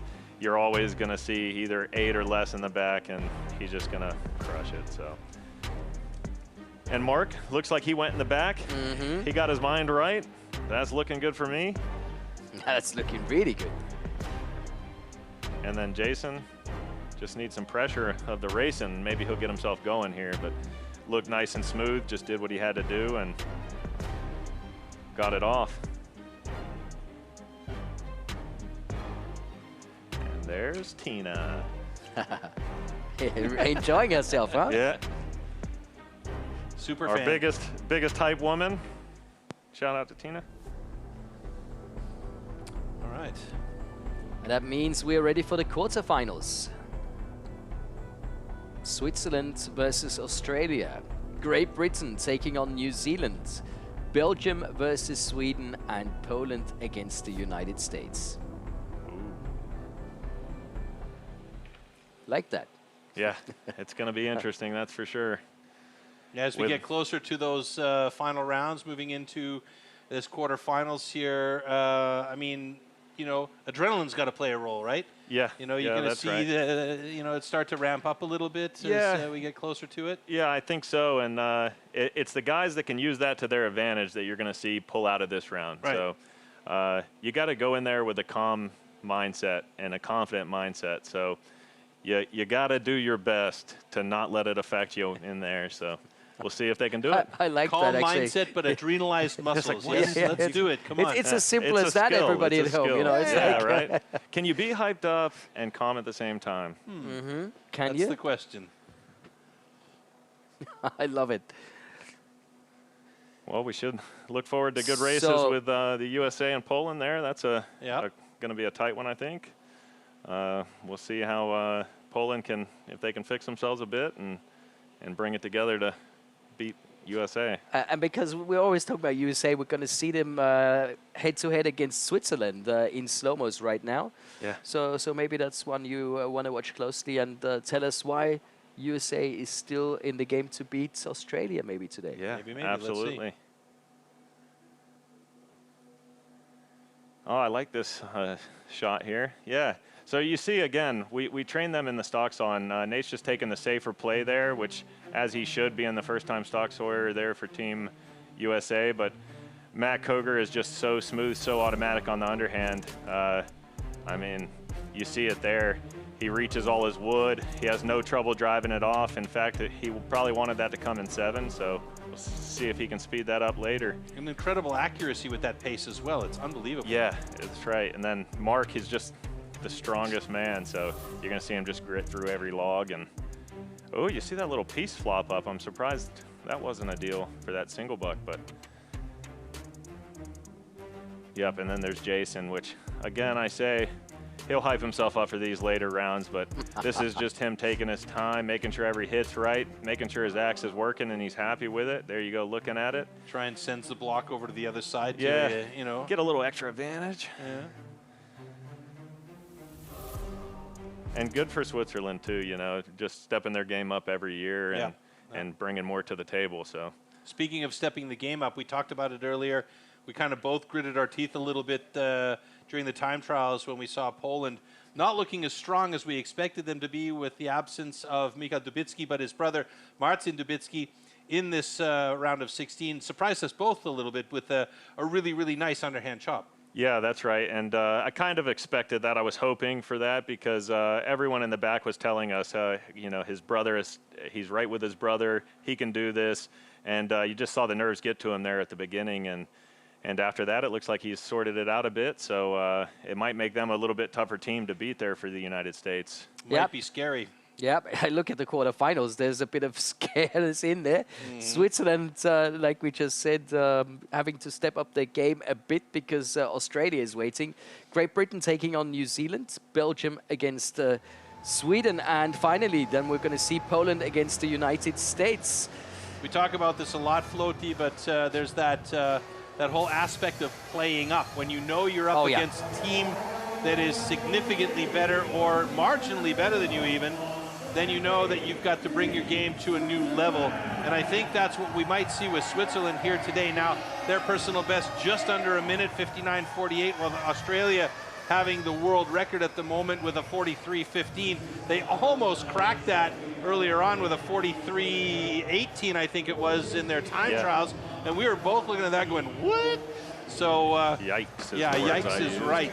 It'll be interesting to see if Switzerland can come to the table and use that playing up headspace to try and get themselves perhaps an even better time. But that's the beauty of being on the same stage, you know, with one of the top teams.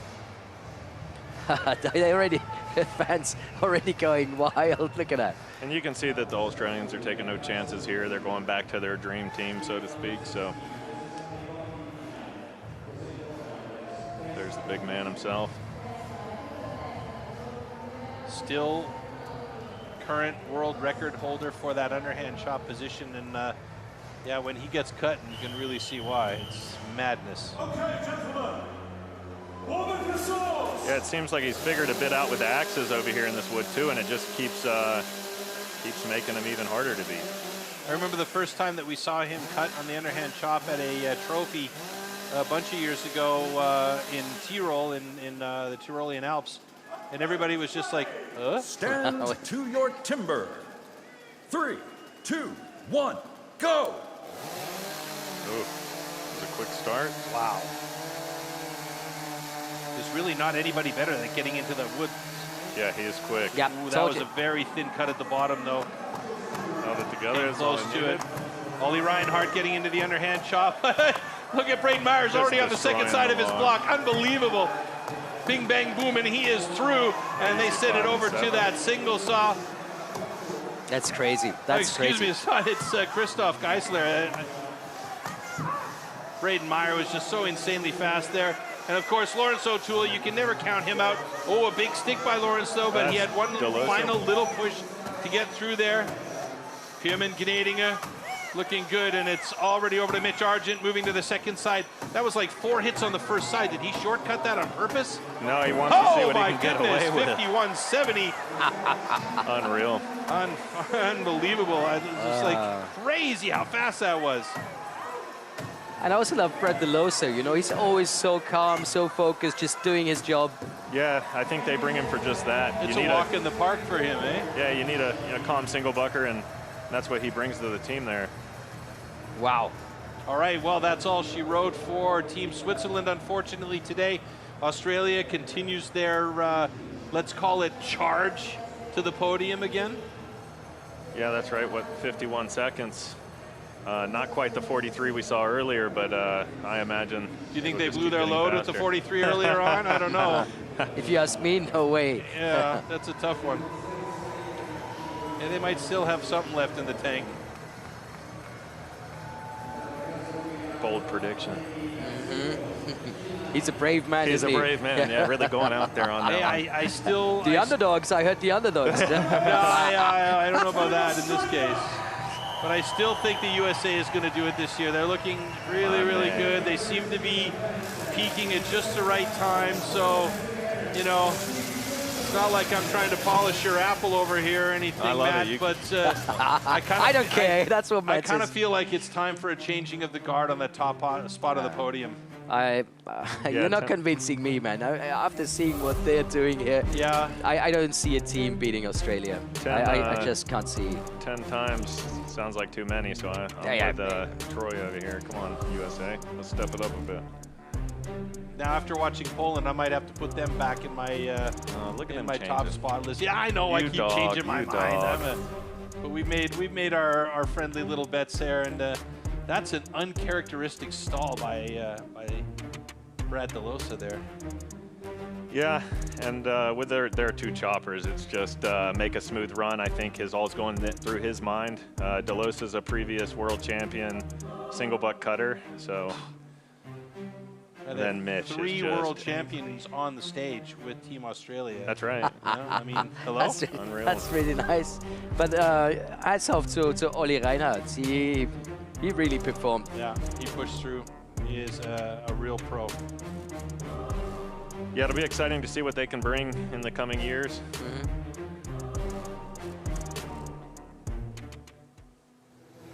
Ah, there it is, waiting.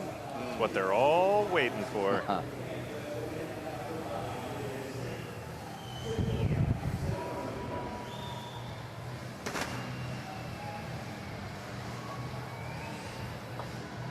Great Britain versus New Zealand. That's our next heat. That's our next quarterfinal. I think this is actually the farthest Great Britain's gone in a Team World Championship in their history of competing. And then, and look who's in. Rachel Farrington. Oh, they made a switch. Rachel Farrington will take on the stock saw for them. Oh, I mean, epic. At this point, Team Great Britain has nothing to lose, and Rachel Farrington holds the world record for women. So they're hoping that she can utilize that. They've had their personal best time here this weekend with a 59 and change. So, you know, they're riding a high right now, making it this far in the competition. And at this point, really all they can do is just go out there and have fun and, you know, let the chips fall where they may. Yeah, and Matt, you said, I think she had the fastest stock saw cuts of the season or something. Not only did she set the record, but she had the fastest time out of the men's, the women's, and the rookies. So fastest, you're looking at the fastest in Great Britain right there. So we'll see. Well, why not give her a chance? Yeah. Might make a play. We'll see if she can handle the pressure. Then we know she's fast. Yeah, and for sure the Italian crowd is going to get behind her. A little bit of housekeeping there for Team Great Britain on their standing block. It looks like they needed to do some adjustments or something, that the dog strap came loose, or I don't know. But Spike Milton's over there making sure that it's fixed and in place properly. Because you know it needs to be solid with Rob Chatley hammering away at it. Yeah, that's right. Rob, a legend in Timbersports in Great Britain.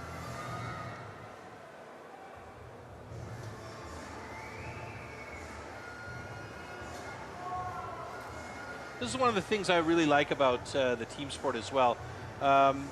You can bring women into this and still have them compete at the highest level with the men, and none of that whining and complaining about, I was up against the men, I couldn't handle it. I mean, Rachel Farrington is better than a lot of the other men that are out there. It's fantastic. Yeah. It's a really nice thing to see. We saw that also with Team Sweden, as well as what was the other team that Denmark. Denmark, exactly. Denmark, yep. That's right. So I mean, we've seen that a few times. It's a nice thing to see. Okay, so that's what you were talking about. Yeah, and it shows you how even the stock saw is too. Anybody can be good at it. You practice enough, you get used to it.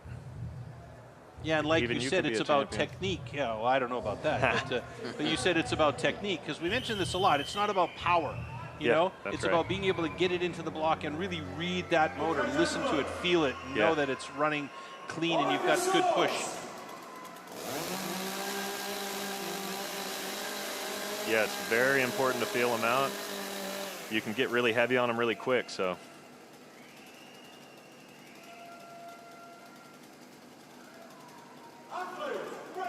Stand to your timber. 3, 2, 1, go! Oh, no, man. The saw stalled. She hit the brake or something. What happened there? She probably hit it with her thumb, turned the saw off, yeah. Choked it out, and that's why she couldn't get it started. Yeah, that is a bummer.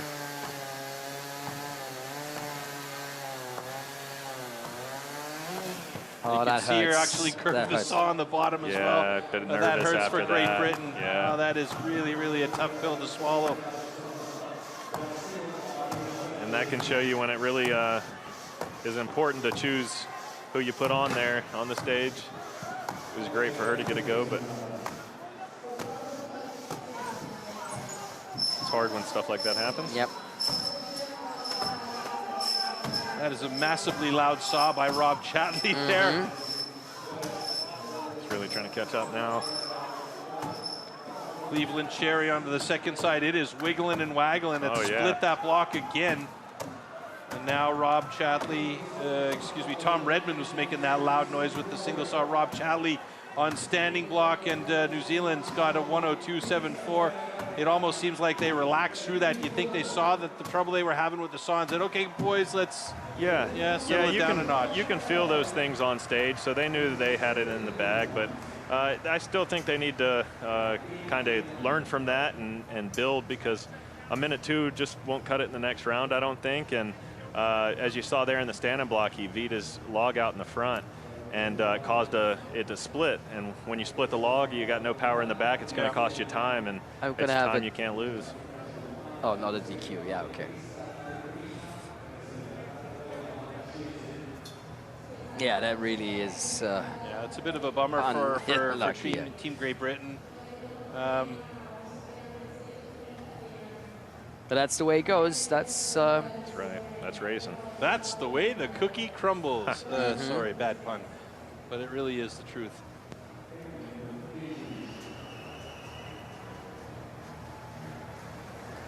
And the winner is Team New Zealand. Oh, you can see the look on Rachel's face. She is devastated. Yeah, poor girl.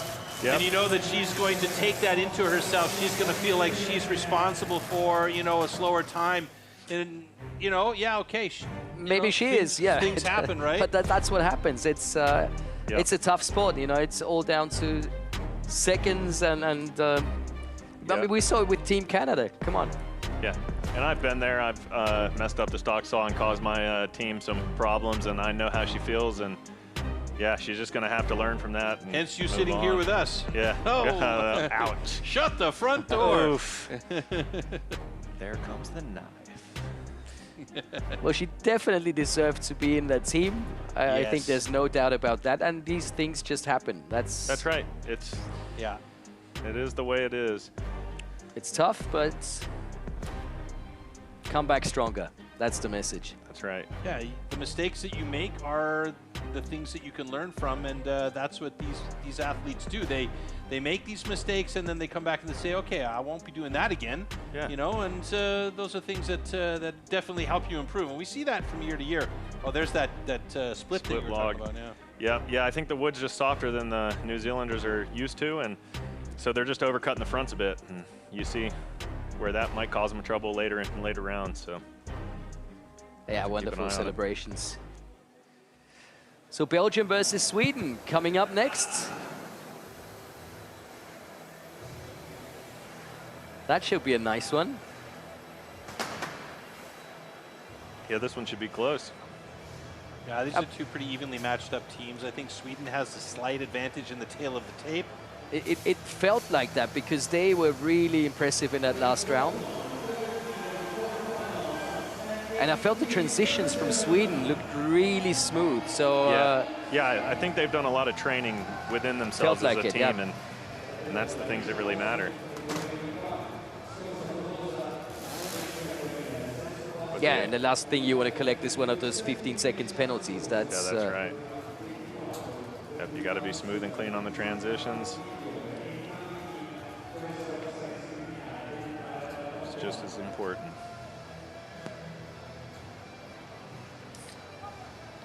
Belgium also has an interesting dynamic.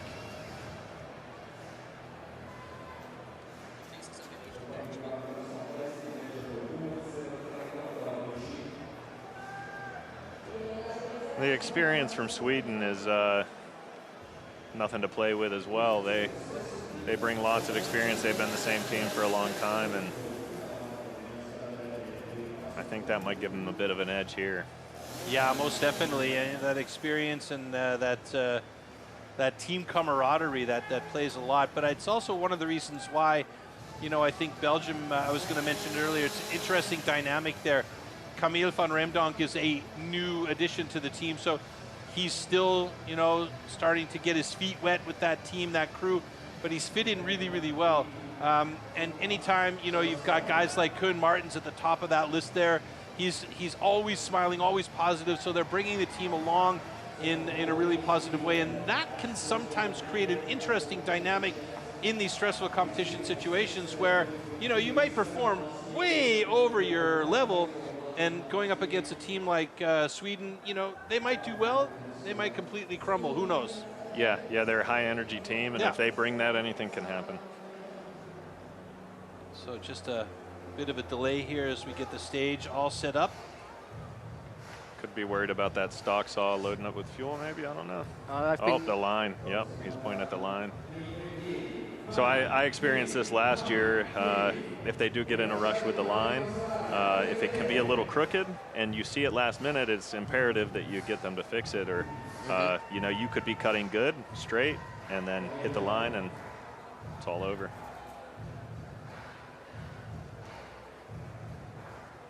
So Bart Janssen out there having a discussion with Robin Cuvillier, who is the stock sawyer for Belgium.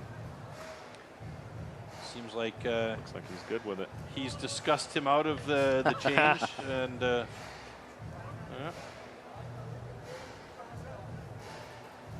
Looks nice and relaxed there. Yeah, there's something about Kalle that's always nice and relaxed, That's though. right. Somehow.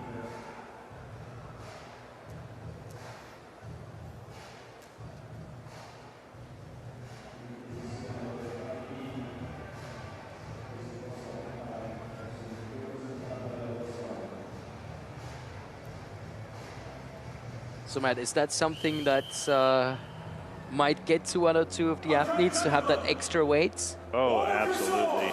Yeah. The big weights, if you have your own system, right, and you just want to get prepared with the stock saw, and you have your way of doing it, and when they mess that up, it certainly can get in your head. Blame it on the judges. Yeah, you got to have your excuses. I would. Come on now. Stand to your timber. 3, 2, 1, go! Robin Cuvillier, very upright kind of stock sawyer, but seems to work for him. Slightly behind. Good Oh, pace from Ferry, yeah. Ferry there, but turn second. We've seen Kuhn and Ferry in this position many a time in the past.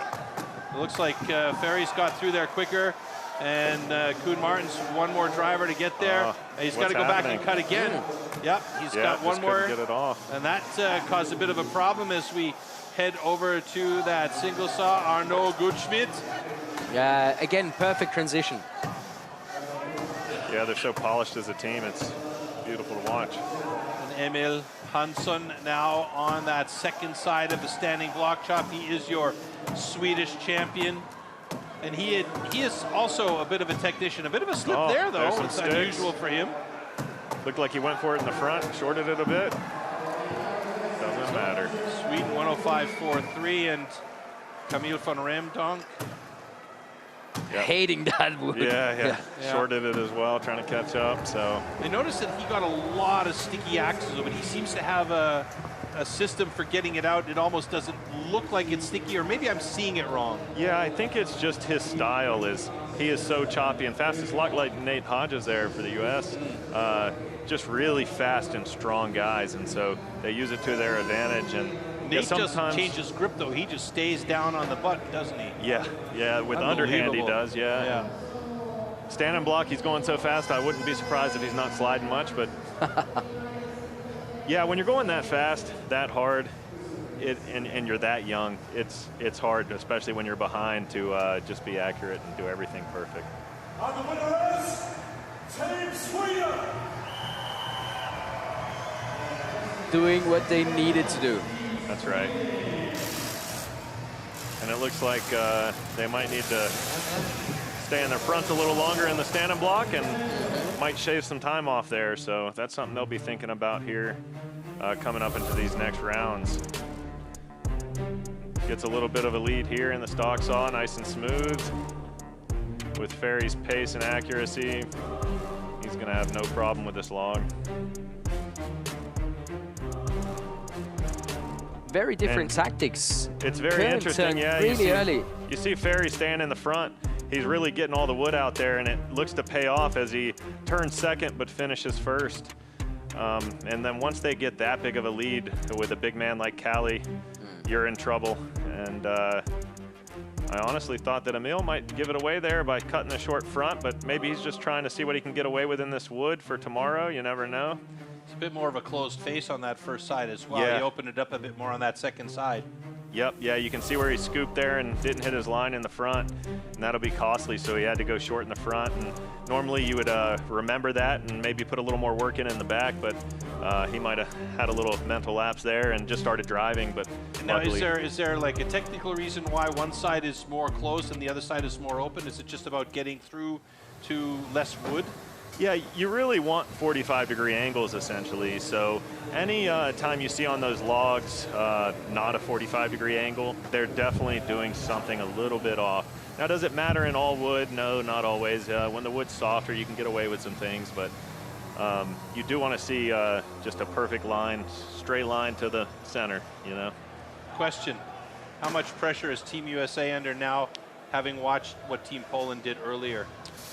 Yeah, luckily they're a veteran team, and I think that, again, the veteran teams, they seem to know what they have to do and do it. So let's see if they can do that here, make smart transitions, make smart plays, and pull a win out. I think our underhand advantage will prove to be strong enough, but 3 seconds and change difference between their 2 personal bests, so this could be interesting.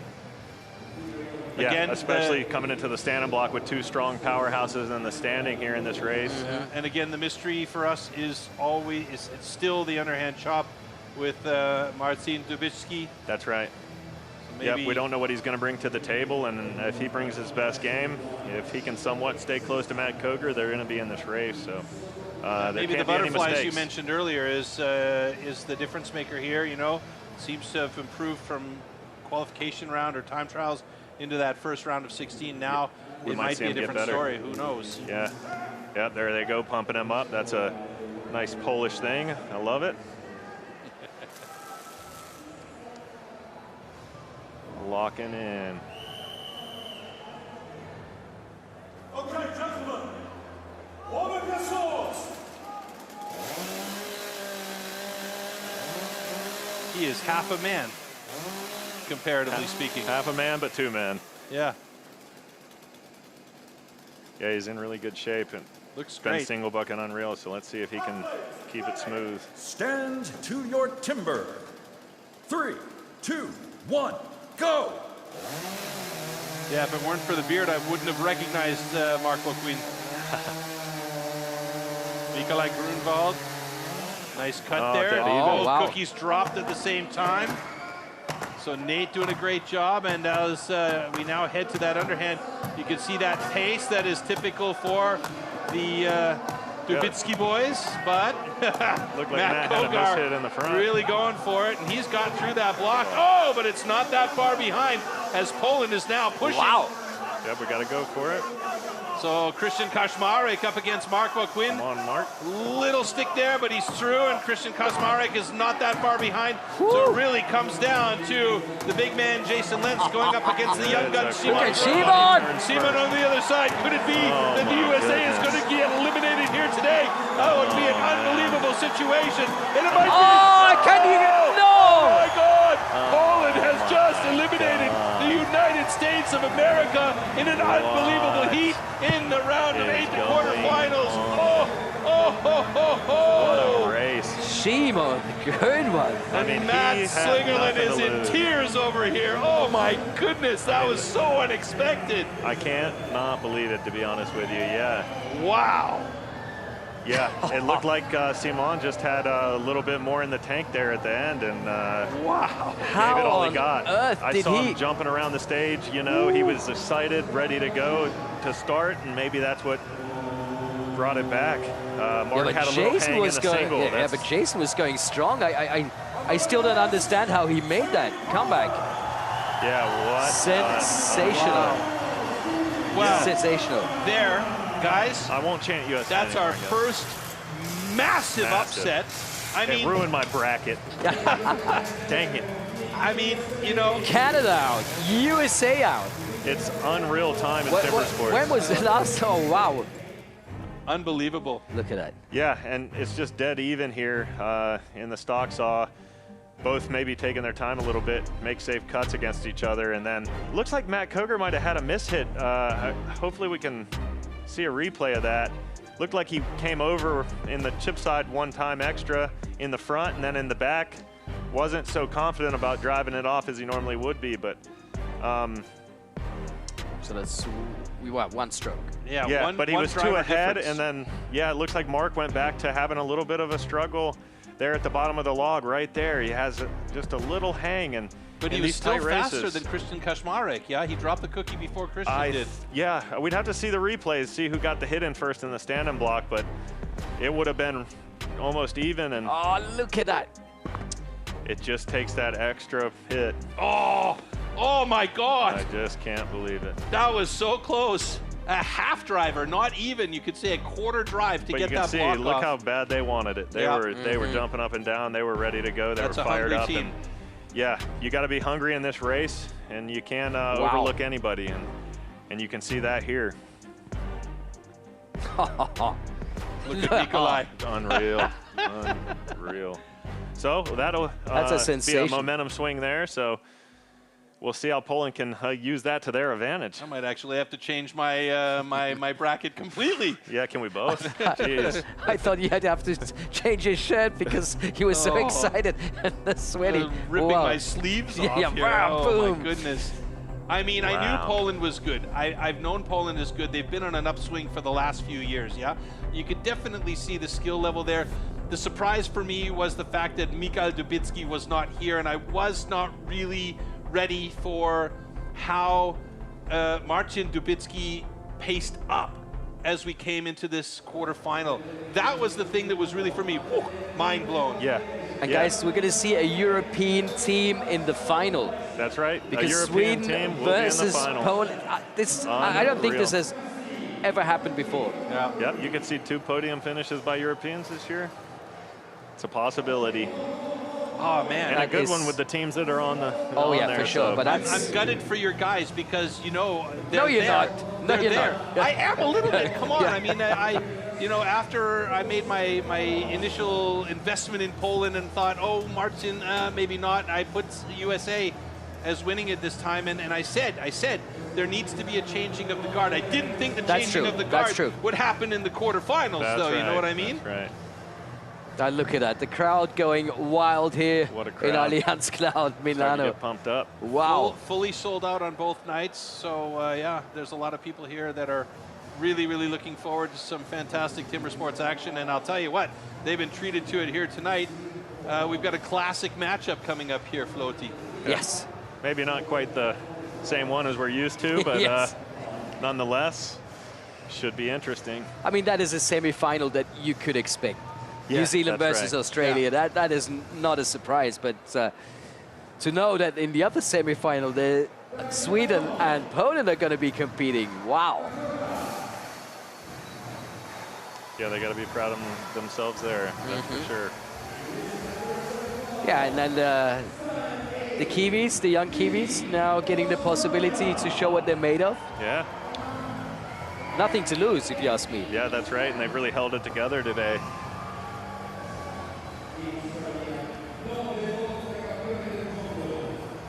I mean, Cleveland Cherry, coming out of the rookies, has really showed us that he's got a massive amount of skill. He's got a massive upside. You know, the ceiling is wide open for him. We've already seen Jack Jordan. I mean, he's a 3-time champion in the trophy format. This is a trophy format, just, you know, with that four-man setup.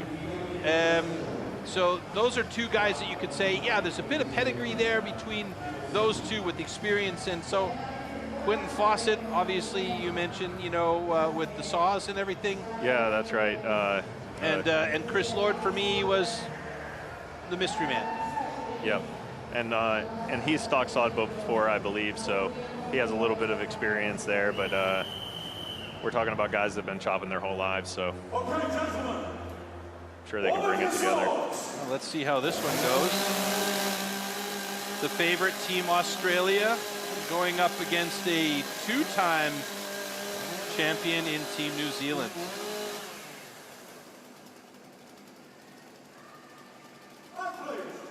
Stand to your timber. 3, 2, 1, go!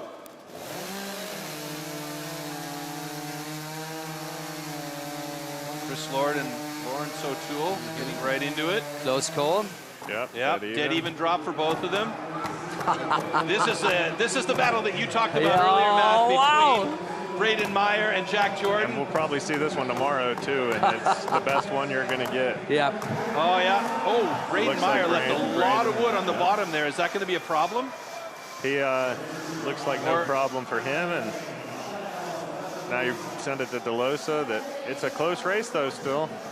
Quentin Fawcett looking good there. DeLosa dropped it. Quentin Fawcett still got a little bit to go here as now Mitch Argent gets onto that second side. He wants it. He wants it bad. Yeah. And they're done.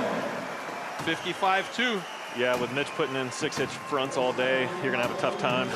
Cleveland Cherry, 58-5-5, still under a minute for Team New Zealand, but they are eliminated from the race. Yeah, and it's good for Quentin to come over and get some experience there for New Zealand in the single buck.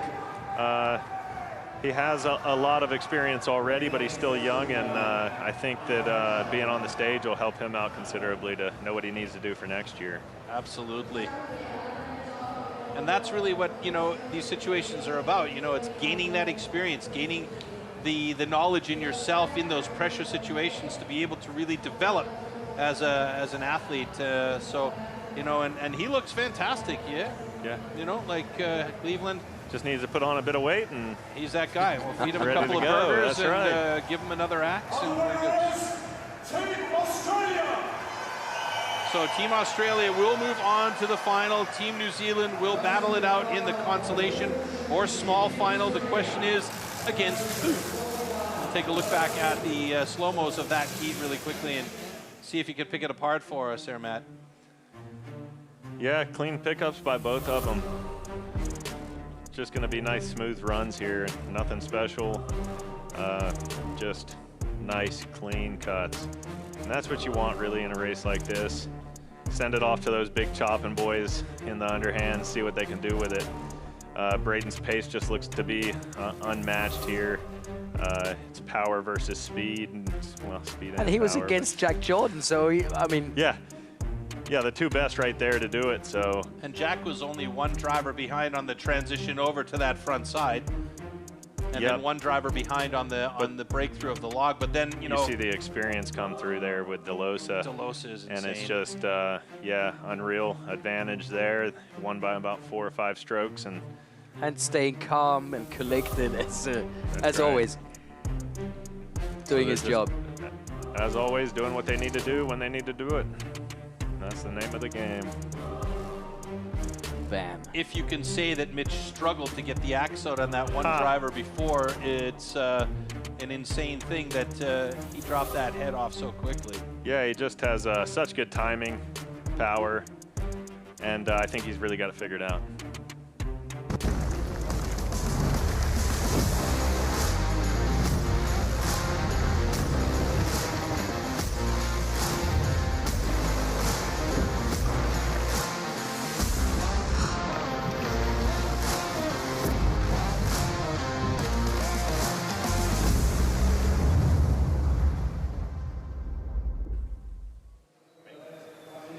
Oh boy.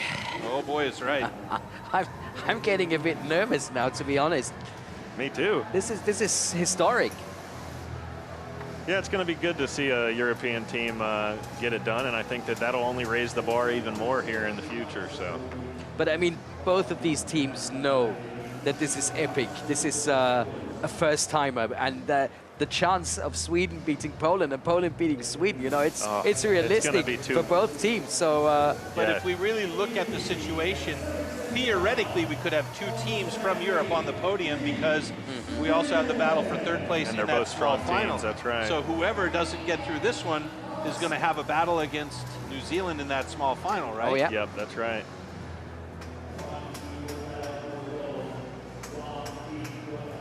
Wow.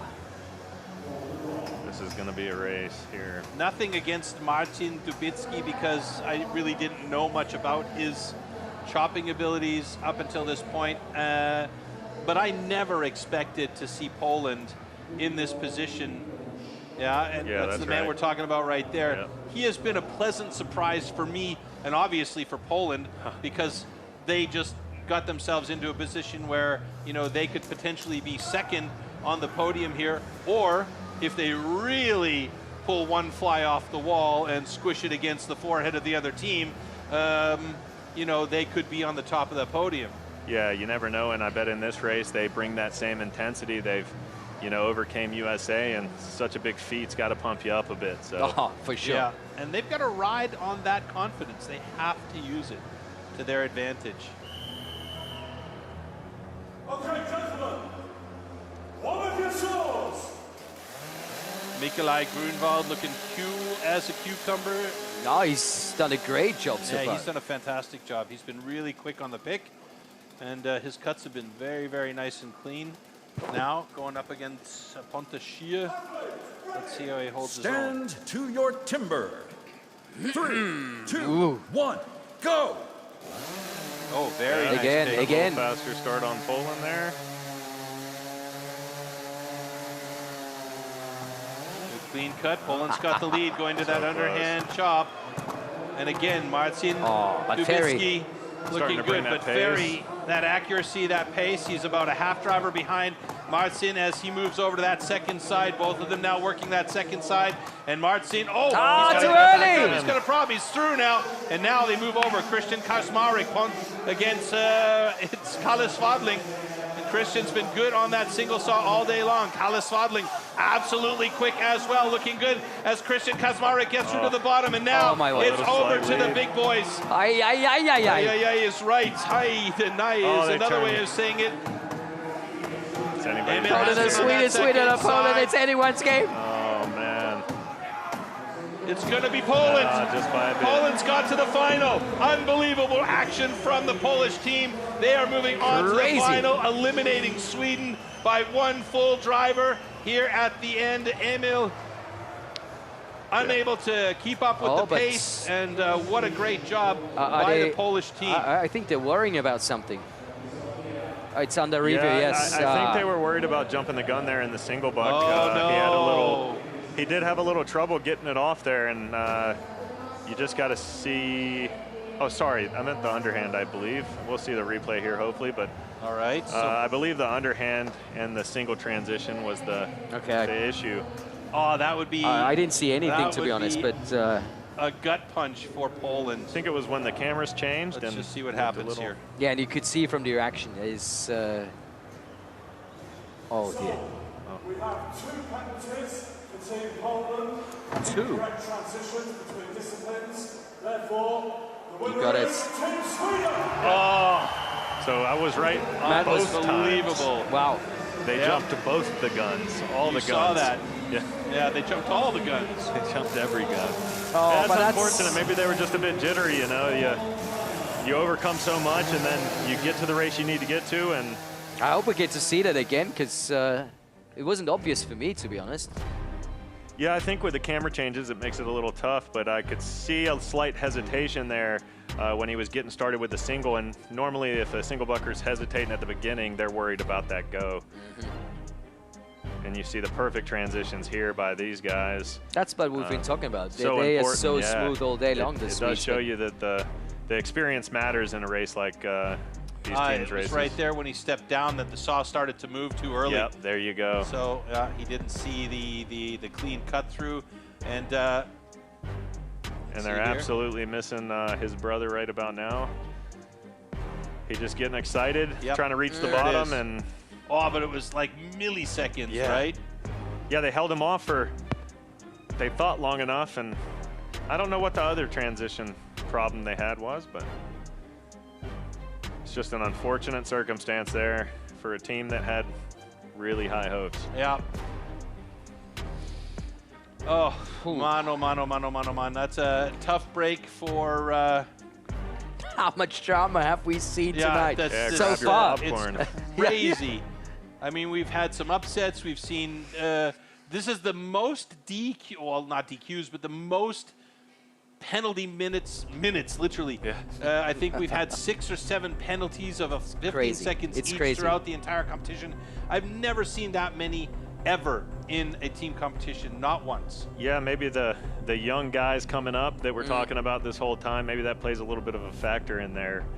So many young teams are going to have problems to start out with, and you got to sort those out to get to where these two teams are. So, all right, so we've got the small final coming up and the big final as well.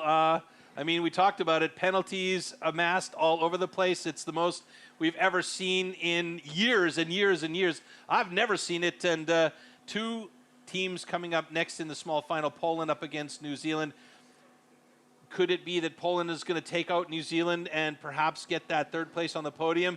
It's possible because the way they've been cut today, they just need to clean up those transitions a bit, like you mentioned. Yep, yeah, that's right. I would put my money on Poland in this race. They even then have a little more experience there than the New Zealand team that you're looking at today.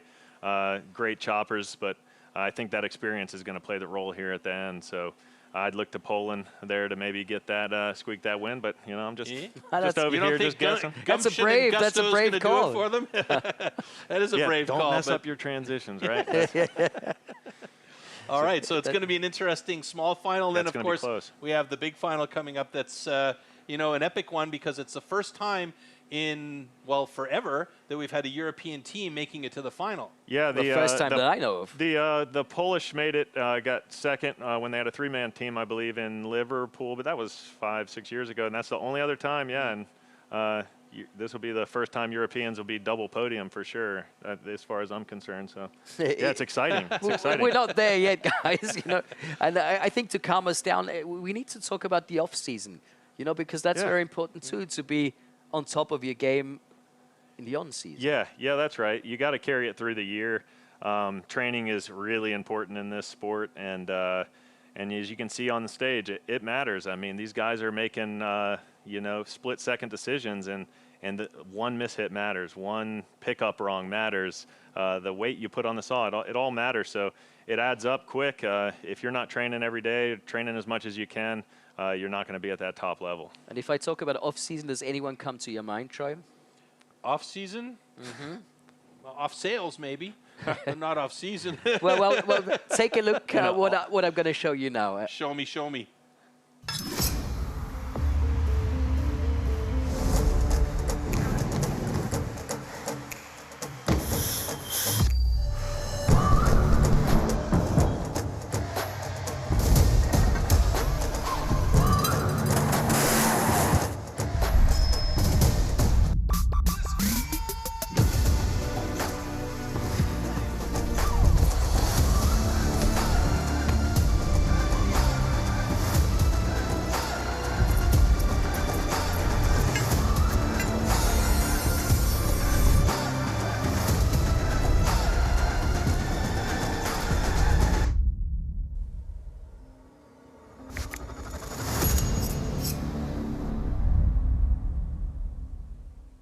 That's something you don't want to miss. Like it? Yep, absolutely. Look forward to seeing that off-season. My on-season comes up in the wintertime, but, you know, that's just hockey. Yeah, that seemed a little intense for you, Troy. I don't know. And the commentating's a good look, I'm telling you. You're not seeing me flipping logs over my head either in my on-season, so, yeah. So there we have it again. Small final, New Zealand versus Poland. And the big final, going for gold, Australia and Sweden. You guys ready for this? First time for Sweden here, actually. So that's going to give them a huge boost. No matter what happens with them today, they're going to have a second place. Oh, there are the medals. There are the medals. Yeah, but they could get up there and take that top spot. But Australia is just so devastatingly good, and they just seem to get stronger as the race goes on. It's insane. Oh, that's a nice view. Here they come. Here comes what we've all been waiting for. Oh, yeah. So, Matt, your prediction is going to be Poland taking it from New Zealand? Yeah, I got to make that call. I think the Polish. I'm with you on that one as well. Because Poland's going to be cutting angry in this one because of those mistakes they made in the previous So I'm going to go against you two guys. Perfect.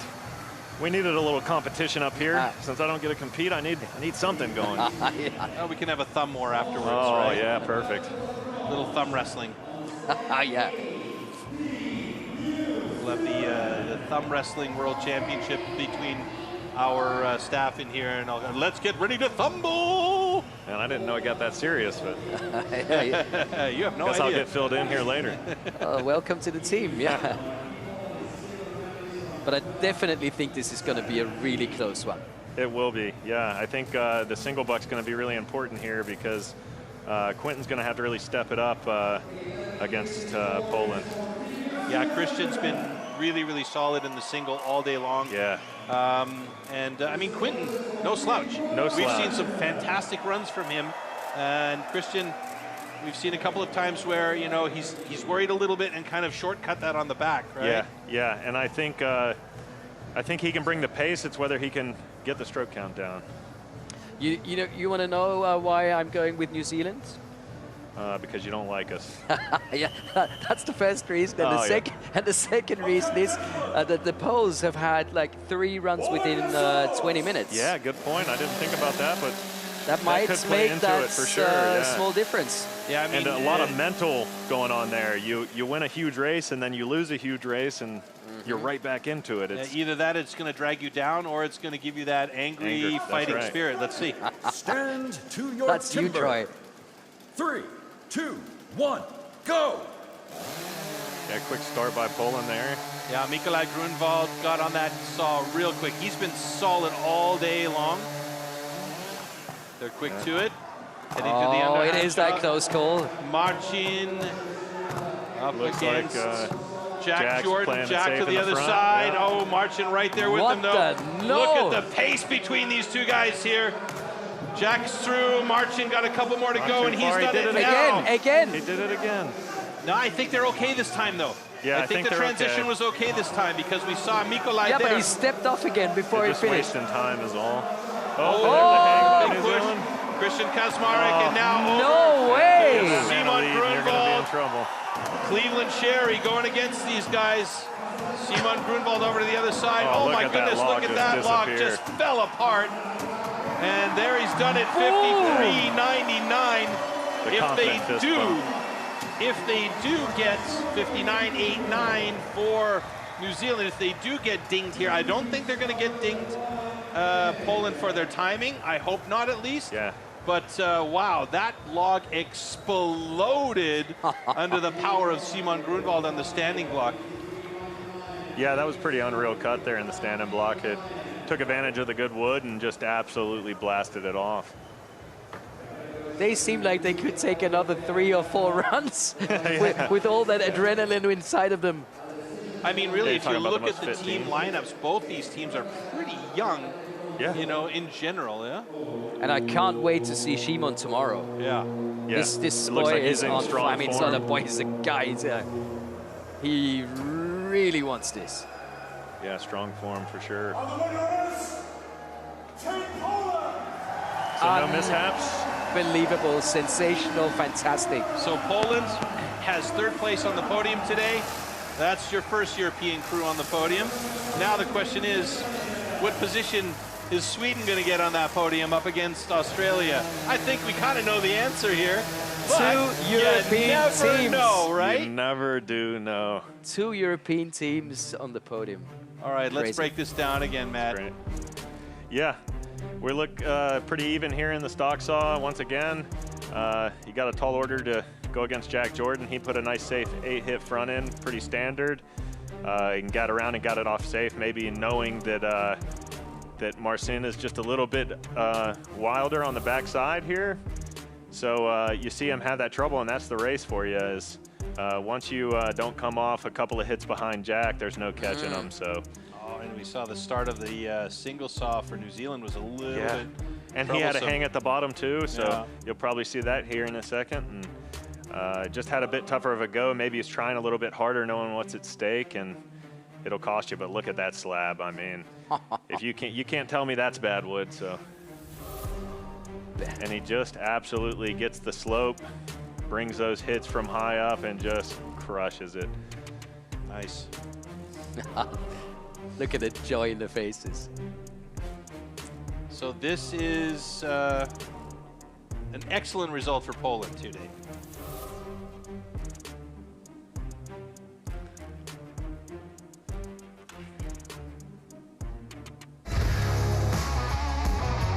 Stand to your timber. 3, 2, 1, go!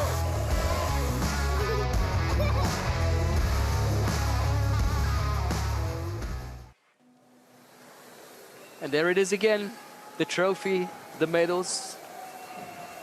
We already know who's earned bronze. Yeah, we know who's good. But who's going home with gold and who's going home with silver? Here is your big final. It's a bad luck to touch the trophy on the way by. Yeah, I don't touch the trophy before the race. It's a funny thing in sport, hey? Yeah, People, right? The athletes will not touch the I get championship close. trophy before they actually... I get close. I give it a little sniff, you know? See what it's going to feel like to hold it up, and then, yeah, no touching.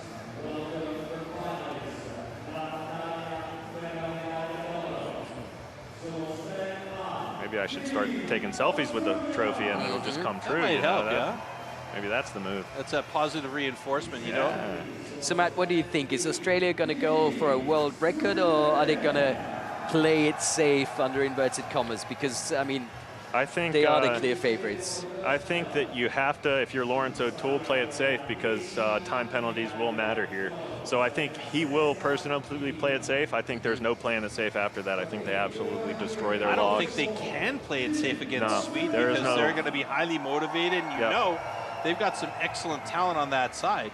Yeah, Lawrence's experience, you're going to see him know his guys, know what they can bring, and just make a nice, clean run, I believe. And but they're going for gold, not for a world record. But they're if you going ask for me. gold and not for a world record. I agree. That's what I would think. And that would be smart of them to do. When you're going for world records, bad things can happen. Right. You want it just to happen naturally. An organic world record is what we saw last year 2 times in a row, in fact, and that was their 9th world championship as a team. This potentially could be their 10th, and that is a to your timber. An amazing feat. Unbelievable 3, team. 2, 1, go! So there's a safe pickup. He's got it in the wood nice and clean, so you're going to see him just fly from here. Slight lead for Swan Sweden. gets into it. Bradenmeyer off to that second side quickly, as always for him. Oh, what a fantastic transition by Ferry Swan. He hopped and hit right away, but he is pretty well behind at this point now. Brad DeLosa doing what he does best. Kalle Swadling right there with him, trying to catch up to the legend from Australia. Brad DeLosa's through and passes it off to Mitch Argent. Oh, with a hang too. Kalle Swadling got that last little piece off the bottom too. It looked like he was maybe going to break off the cookie, but he stayed with it. And Australia has it in 47.84. Like you mentioned, no world record, but they are 10 times world champions. Unbelievable. Sensational. A great time, a sensational time for Sweden. Well under a minute there, and they are your silver medalists, and that's probably their best result ever. Yeah, absolutely is. And good on them for that, and what a good race to try to be a part of. So I'll look for them to build later. I think they'll be hungry after that one. So yeah, for sure. You can be super proud. I mean, yeah, the closer you get to it, the hungrier you're getting. Yeah. But you tell the Swedish team before the competition starts, you're going home with silver. They would have loved it. Yeah, that's right. Same with Poland, just being on the podium. It's an amazing thing with all these teams out here. Anything can happen, and getting on that podium is nothing to laugh about. And only one overseas team on the podium is shocking. Shocking. I would have said that, but yeah, maybe. For me, at least. Yeah. I mean, it's okay. Let's be honest. It's not a massive surprise that Australia is your winner once again. Yeah. They're just so solid. Their team dynamic works through and through. They're always bringing in guys that seem to complement the skill set that they need to be able to continue being good and being solid and winning and winning and winning and continuing that tradition on. The surprise for me today was the exit of the USA, the early exit of Canada, you know, and the way that Poland came from, I'm going to say, pretty much behind after the time trials to be in the position they're in now in 3rd place on the podium. And that's the first time where we're seeing 2 European teams on that podium. The last years, it's been the USA, Canada, and New Zealand dominating those positions up there on that other spots on the podium other than Australia. And by the way, there's the slow motion of that winning race. Yep, it's going to be a beautiful thing to watch here on the Australian part. They're just going to make clean, smooth cuts. They're masters at knowing exactly what they need to do and when they need to do it, and they bring it to every race, and so that's what you're seeing here. So what could have Ferry done differently on that to get him a couple of notches ahead to keep up with Braden Meyer, if that's even possible? Yeah, I want to say gain 150 pounds would be my best bet, but that might be hard for him to do. So I'm going to go with in the front of that log, he could have got his bottom wood out a little bit better. I saw a big wall of wood there at the bottom, and I think he probably was just knowing that he's going against Braden, and you have to put your all out there and maybe skip a hit or two, and either it works or it doesn't. And in this case, it just didn't work out for him. The intensity there. Yeah, they gave it all. I mean, yep. Nothing to complain about, and for sure happy faces on both sides. Yeah, Great just getting pictures. to that race is a hard thing to do. It's great for both. So let's hear what they have to say. Here with Team Australia, 10th time world champions for the team championship. There was an incredible event, an incredible performance. How difficult was also to enter this arena knowing to be the team to beat? Yeah, you know, it's pretty hard to back the last year's win up. You know, we put a lot of hard work into it this year, and we'd just like to thank Andre Rossi for all of his help this week. You know, we were out there at Lake Magori, and it was a great area to train, and, you know, we can't thank Italy enough. You know, it's a great country. È stato sicuro, facciamogli un applauso. È stato sicuramente difficile arrivare qua, abbiamo lavorato duro anche quest'anno per raggiungere, questo è il senso delle sue parole, per raggiungere questo risultato. And this is an incredible result, an incredible achievement. 5 times in a row, then 6 times in a row, 10th World Championship going in double figure, per cui siete passati a doppia cifra, 10º campionato mondiale. How proud are you all guys about this? Yeah, no, it's definitely great to win, and even better to win with these blokes. You know, we've been a team for a while now, and they make it really easy to get the job done. I'd like to thank Stihl Australia, our helpers, Bruno, Renee, the team and the crew. We've got a great package here from Australia, and we always bring our best. Sono senza parole, sono veramente molto contenti di tutto quello che è successo e di aver raggiunto questo momento, questo risultato. Okay, I'm just switching here because you are 4 and you are in the team, of course, with the 2 guys in the reserve. And how do you feel? How is the feeling to be part of this victorious team? Oh yeah, it feels pretty bloody good, I can tell you that. 6 in a row, 10 all up.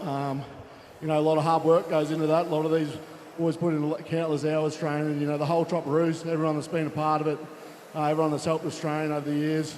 Dale and Myers from back home, Australia, sponsoring us. So, yeah, couldn't wish for a better win with these boys, and yeah, love it. Un grandissimo risultato, 10 titoli, 6 di fila, chiaramente un grandissimo risultato anche far parte di questo team, importanti anche le riserve, gli sparring partner, un grandissimo vantaggio. L'ultima domanda, just the last question, I'm just arriving to you. Do you want for yourself and for your team to dedicate to someone this victory? No, just dedicate it to a great team. You know, it's been a really great experience, and to win 10 titles, I think that's the first time in Timbersports history that any team or individuals run 10 titles, so that's great. And yeah, the Team Australia crew and all the supporters that look after us from home is really much appreciated.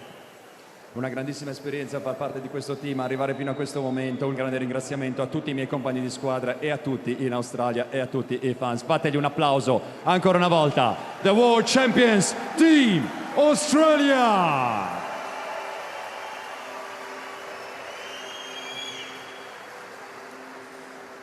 Wow, that was a bit of emotion in that. I thought Mitch was maybe going to drop a tear or two as he was talking there about the boys. But you can see, love it. You could see the care that they have for each other, the love they have in that team. So that speaks a lot for how they work as a cohesive unit. And then, like I mentioned earlier, bringing in new young talent to really supplement and complement the the power that they have, and maybe I wouldn't say weaknesses, because I don't think you can find a weakness in the Australian team, but to be able to come in and have somebody fill in a spot like Cody Steers, for instance, if they need him to go on the underhand, which they did earlier. Yeah, that's right. They can just switch it up anyway.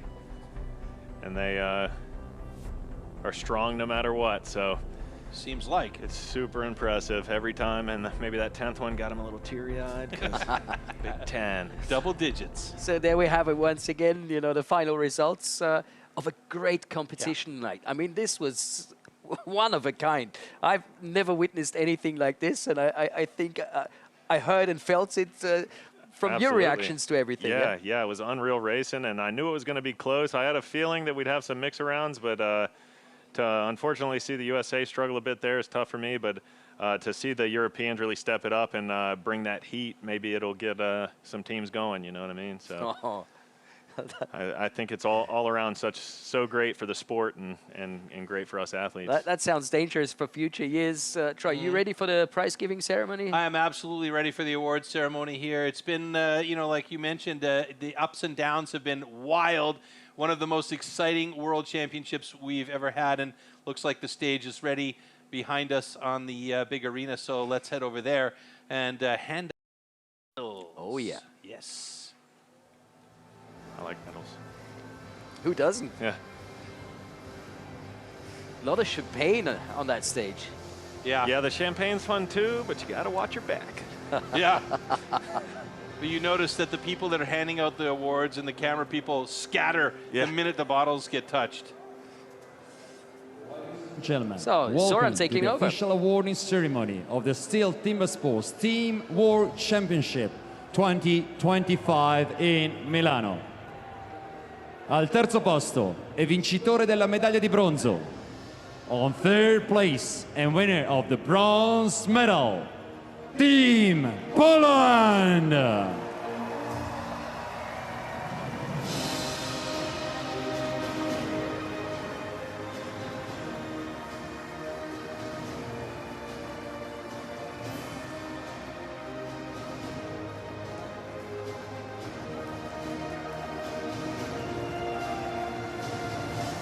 The bronze medalists, put your hands together once again. Team Poland!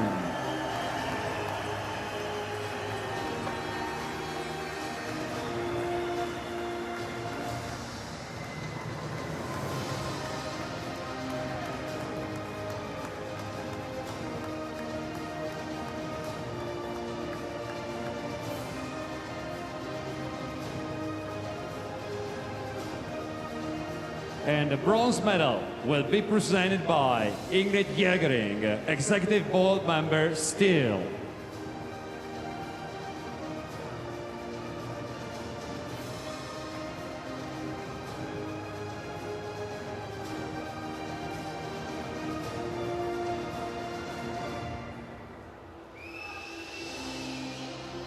È il momento delle medaglie di bronzo, facciamo ancora una volta un applauso. Polska, Team Poland, the bronze medalist.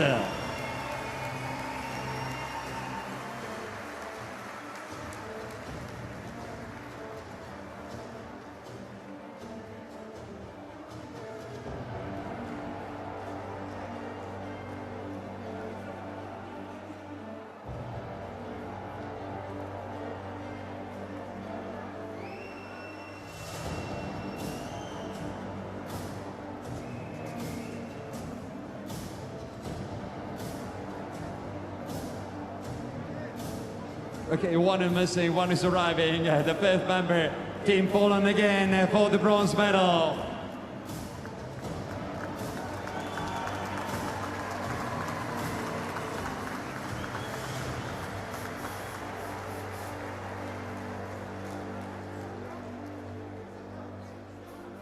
Secondo posto e vincitore della medaglia d'argento.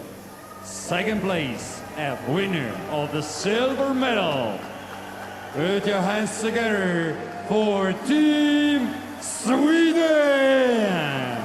Sverige!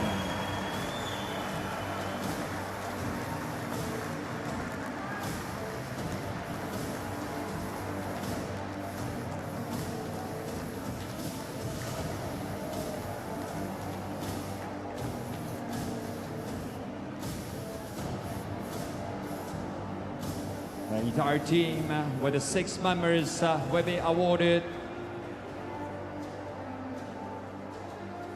And the silver medal will be presented by Massimo Gallo, General Manager, Stihl Italy.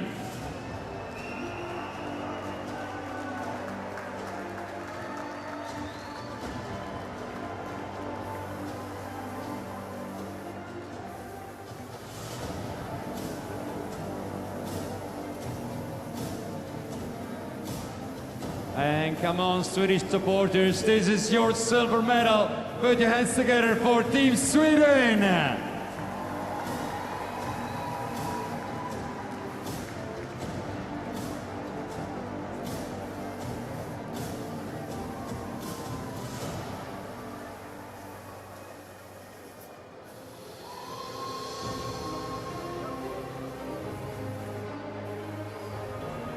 Team Poland, the bronze on the 3rd place. Team Sweden, the silver on the 2nd place. Team Sweden!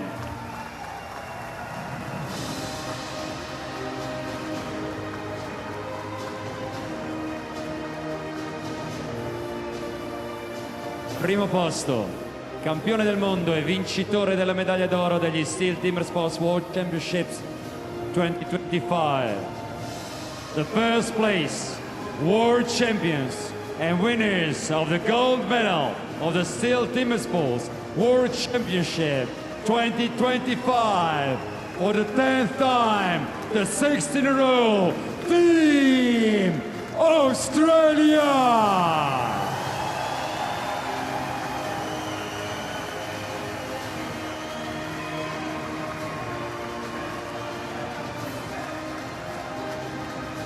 E ancora una volta per l'Australia!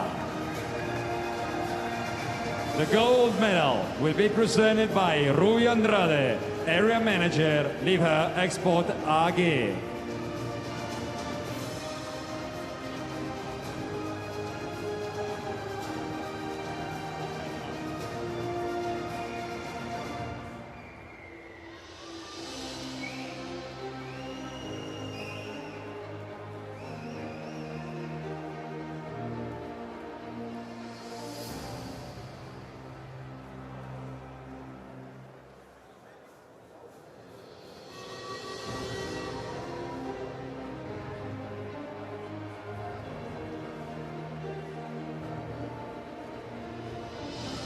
E facciamogli ancora una volta un applauso. Hanno scritto la storia, sono andati in doppia cifra, hanno vinto il 10° titolo mondiale, sono arrivati da favoriti e non era facile mantenere vive le speranze fino in fondo, ma è stato un dominio per il team Australia.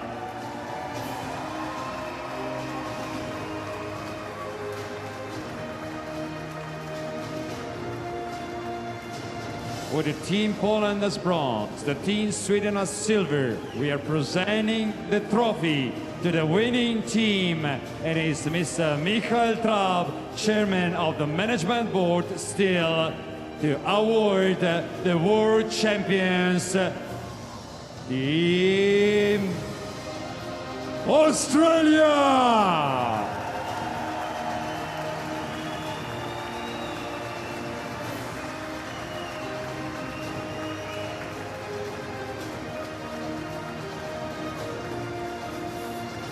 Ladies and gentlemen, in honor of the winning team, we will now hear the national anthem of Australia.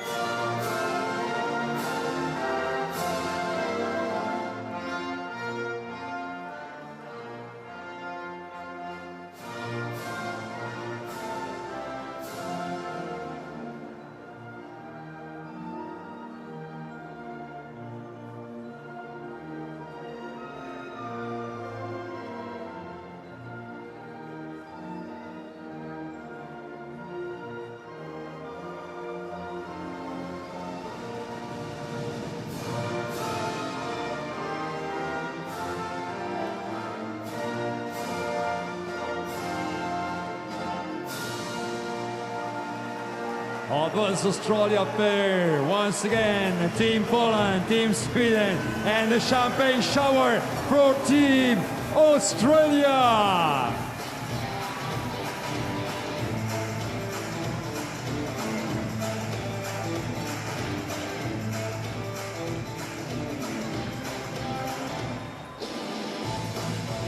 The world champions of the Stihl Timbersports Team World Championship 2025, together with silver and bronze. E adesso diamo il benvenuto a tutti i team. Team Canada, Team France, Team Netherlands, then Team Belgium. Facciamo un applauso, è il momento di celebrare tutti. Ci sono state le grandi storie, ci sono state le lacrime di gioia, i sorrisi di gioia. Arrivano anche i francesi, Team Germany here, Team Czech Republic. Then arriving also Team Austria.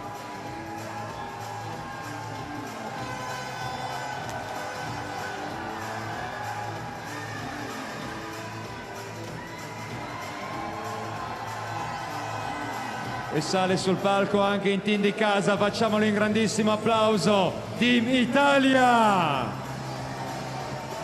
Fantastic scenes. How good was that? I had to quote my friend Matt Beadle, scenes, it's absolute scenes here, yeah? But yeah, it really was an amazing event. Everything that could have happened did happen. We had a ton of penalty minutes or seconds given out that changed the trajectory of a few of the teams out there. Some surprises. You and I both were like, what? Yeah. But, you know, that's what makes it interesting and makes it fun, and that's why we enjoy what we do, and we hope we brought it out to you guys out there. Yep. What about yourself, Matt? First time with us in the studio? Yeah, it's been great. You guys are great, so everything's going good there. But, yeah, that's why you race, right? Because it's anybody's game, and anything can happen. That is true. That's what we saw today. So. Except for Australia. Yeah, they always yeah, win well, at the end of the can day, we count don't they? them? I don't know, you know. What about tomorrow, guys? Hopefully you're going to join us again tomorrow because it's going to be just as awesome, right? Yeah, you better do it. Yeah, no, it'll be awesome. It'll be one of the closest races I think we'll ever see here in World Championships. All the competition's gotten really fast. Everybody's kind of closed that gap, so to speak. So I think you're going to see a lot of action, and I think you're going to see some upsets, as we did today. Oh, yeah. Troy, any last words from your side? Looking forward to the individual competition tomorrow. It's going to be mad. It's going to be mad. So do join us for that. It's going to be super fun. So it's time to say goodbye to the world for the moment with the highlights of the day. See you tomorrow, guys. See you, everyone.